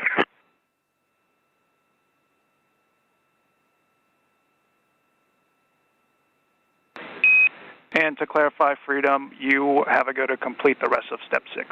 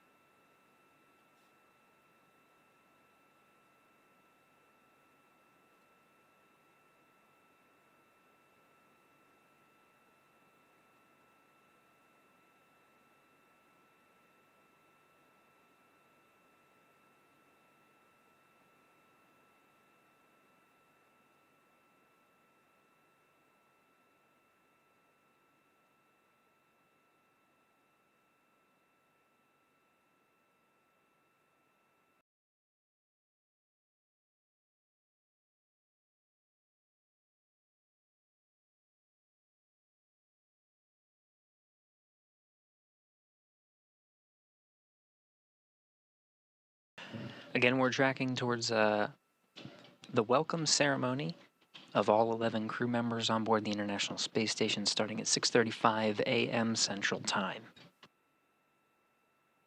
This is really the middle of the day for the Expedition 70 crew members and Axiom Mission 3 crew members. Right after the welcome ceremony, their day is not quite done.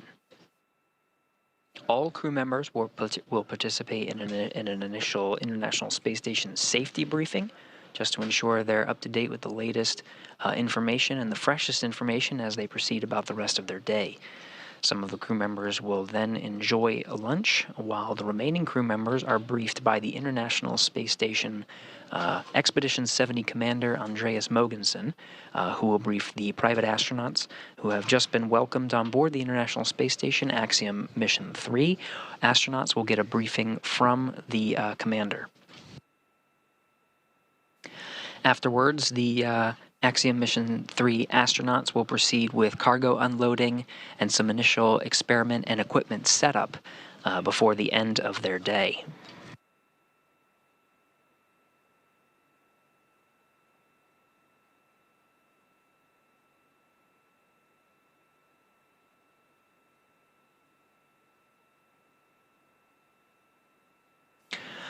Tomorrow, Sunday, is a relatively light day for the Expedition 70 and private astronaut crew members, continuing with some cargo transfer ops, but setting up some initial experiments and enjoying a lighter day before they really hit the ground running for their first week aboard the International Space Station. Axiom Mission 3 is expected to be a 14-day mission. Right now we're targeting approximately February 3rd, pending weather, for the undock opportunity for the Axiom Mission 3 astronauts to leave the International Space Station and splash down off the coast of Florida. But of course, starting Monday, we'll begin a myriad of scientific and education activities for them to complete.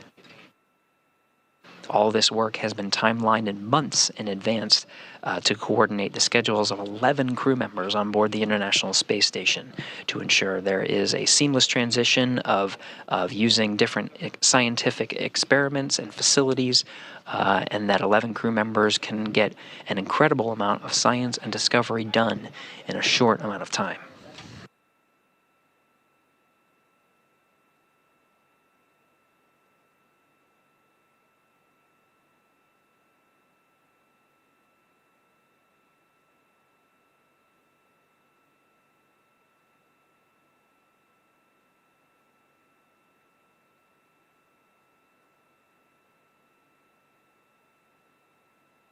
SpaceX in Houston from Freedom on the Big Loop. We're complete through step 8 of Q.102.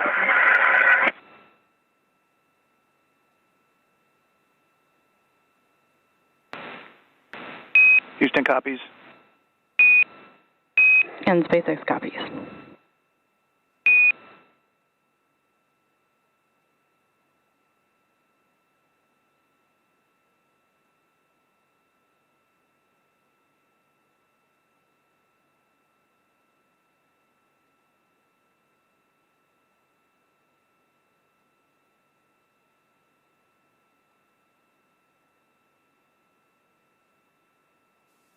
Axiom Mission 3 crew member and mission specialist aboard Dragon, Marcus Want, coming into frame.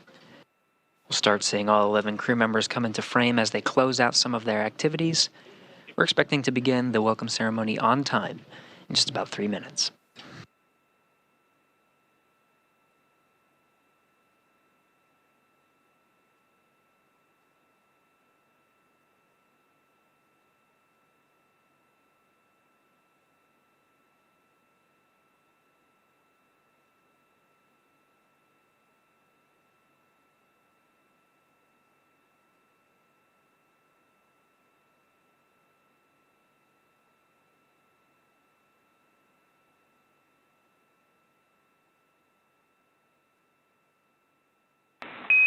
Station Houston on the Big Loop. We are 2 minutes out from the event.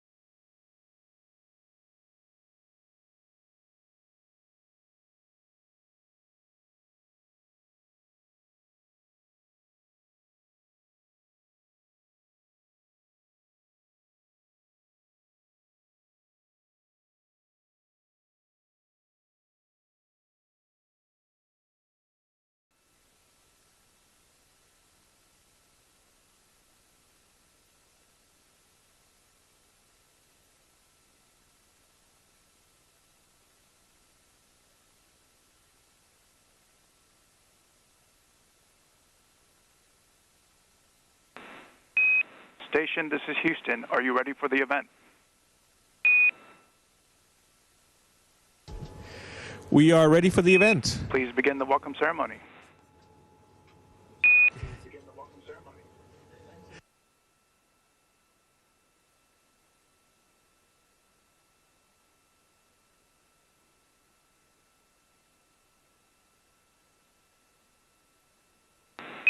Andy, Houston on 2, can you check the mic, please?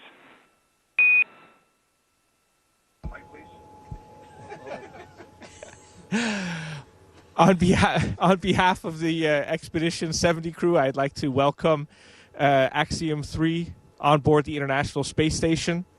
This is an incredibly exciting time for human spaceflight with the third private mission, which is allowing many more countries to participate in the scientific research and technology development that we do on board this orbiting laboratory. We have doubled the number of nationalities on board the space station, going from 4 to 8, which I think is a great testament to the international collaboration which underpins this marvelous space station. I'm also very proud as a European to welcome 4 other Europeans. I think this is the first time in the history of the space station that we have 5 Europeans on board at the same time. And certainly it's the first time that we have 2 Scandinavians on board. So I'm very happy to welcome my fellow Scandinavian, Marcus. But we look forward to the next 2 weeks, to an intense period of work on board the space station. So a big warm welcome to Axiom-3 from us on board the space station.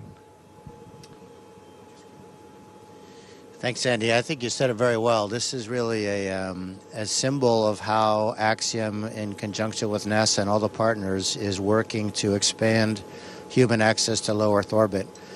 And we've got, as Andy said, so many nationalities represented on board, and this is really symbolic of what we're trying to do to open it up not only to other nations, also to individuals, to researchers, to continue the great work that's been going on board the ISS for the last 2 decades plus. The ride uphill was pretty exciting. Never gets old. I think we probably spent a few more hours in Dragon than we felt like we needed to, but it was all good. Great vehicle. Thanks to you at SpaceX for putting that thing together for us and for such smooth operation. Let me pass the microphone down to my crewmates just for a couple words, and then I'd like to get it back at the very end if that's okay. Walter? Yeah. Thank you, Mike. I want to first of all thank the expedition crew for this warm welcoming. It's amazing to be up here and to see how much really all the countries and this amazing international collaboration has made in space, creating this outpost. And I'm very grateful for Italy, and just a few words in Italian. So thank you, grazie grazie a tutta l'Italia. Vorrei ringraziare non solo l'aeronautica militare ma anche tutte le istituzioni che hanno portato qui questa missione in questo straordinario contesto di collaborazione internazionale in cui abbiamo portato scienza, e per 2 settimane saremo qui a collaborare e lavorare con questo equipaggio internazionale straordinario. Grazie mille, and now I hand over to my colleagues and friend Alper from Turkey. Thanks so much. I would like to thank first for your kind hospitality to Expedition 7 crew over here. They were waiting for us at the door actually, so that was a very nice kind welcoming for us. I would like to thank for everybody for their great effort for us to be able to make it over here in the last 8 months training period, as well as all the counterparts for their contribution for our safe travel to make it over to ISS. We are happy as Turkey to step for the first time in our history, and looking forward to contribute into the science and research efforts over here. And I would like to say a couple words to my country. Türkiye Cumhuriyeti'ni kurarak bizlere emanet eden Gazi Mustafa Kemal Atatürk ve silah arkadaşlarına, bu vatan için canını veren tüm şehitlerimize, buraya adım atmamızı sağlayan güçlü iradesiyle devletimize ve bu imkanları bize sağlayan milletimize şükranlarımı sunuyorum. İstikbal göklerdedir. Now I would like to pass over the microphone to my dear friend Marcus Wandt from Sweden, representing here ESA. Thank you, Alper. I also want to say first a big thank you to Expedition 70 for greeting us and knocking on our door in the middle of everything. It was pretty amazing. Been flying around and orbiting Earth for 36 hours or so, and then someone knocks on the door. That's pretty strange. And also, I want to say that having this many nationalities on a mission like this, and it just tells me that collaboration can take you very far. Entering the hatch here and meeting other people in space from so many different cultures and places around the world just give me a strong sense of future, which is awesome. I also want to say a few words in Swedish to Sweden. Så hej allihopa där hemma. Det här är förstås en fantastisk känsla. Uppskjutningen var en resa, jag har aldrig varit med om något liknande förut, och sen att få se jorden från ovan och sväva runt och känna att Sverige på ett så kraftfullt och beslutsamt sätt valde att ställa sig långt fram i utvecklingen igen, vilket vi ofta gör, och fortsätter vara ett innovationsland och visa andra att gott samarbete fungerar. För vi har också här pionerat det nya sättet för Europa att ta sig upp och öka frekvensen i rymdutforskningen på ett sätt som vi inte har sett förut. Så otroligt stolt att få representera Sverige och Europa här uppe. All right, thank you. Mike. So now I'd like to continue a bit of a tradition that we've started, and that is to award the Universal Astronaut symbol pin, if I don't lose it, to each of these steely-eyed aviators. I think it's telling that these will be the 7th, 8th, and 9th people that Axiom has provided pins. In fact, since we started flying in 2022, no agency has pinned more new astronauts. And again, this is symbolic of us trying to open up the access to low Earth orbit to more and more people. So first of all, Colonel Walter de Villadé, it is my pleasure to... No, I'm going to put it on you. Oh, right. Hey. You'll be number 609. Wow. That's a privilege, Mike. Thank you so much. Let me see if I can stabilize myself without messing.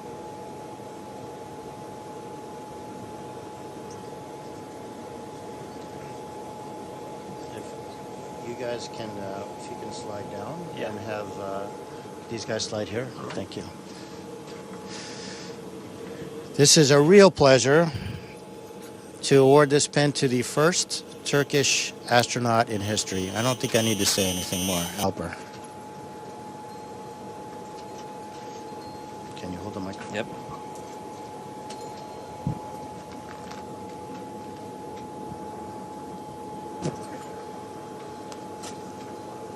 Uh-oh. I actually broke it.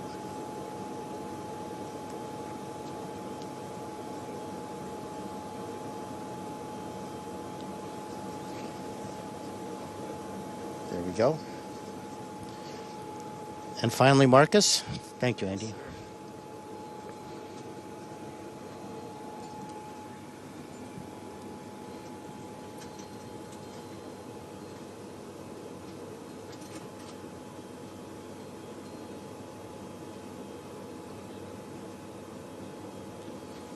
Thank you, Mike. I failed to mention Alper obviously is number 610 and Marcus is 611.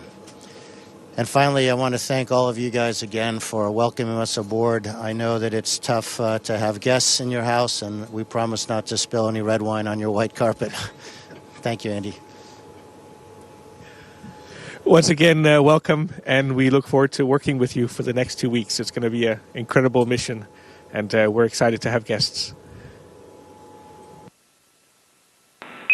Thank you to all participants and welcome aboard Axiom-3 station. We are now resuming operational audio communications.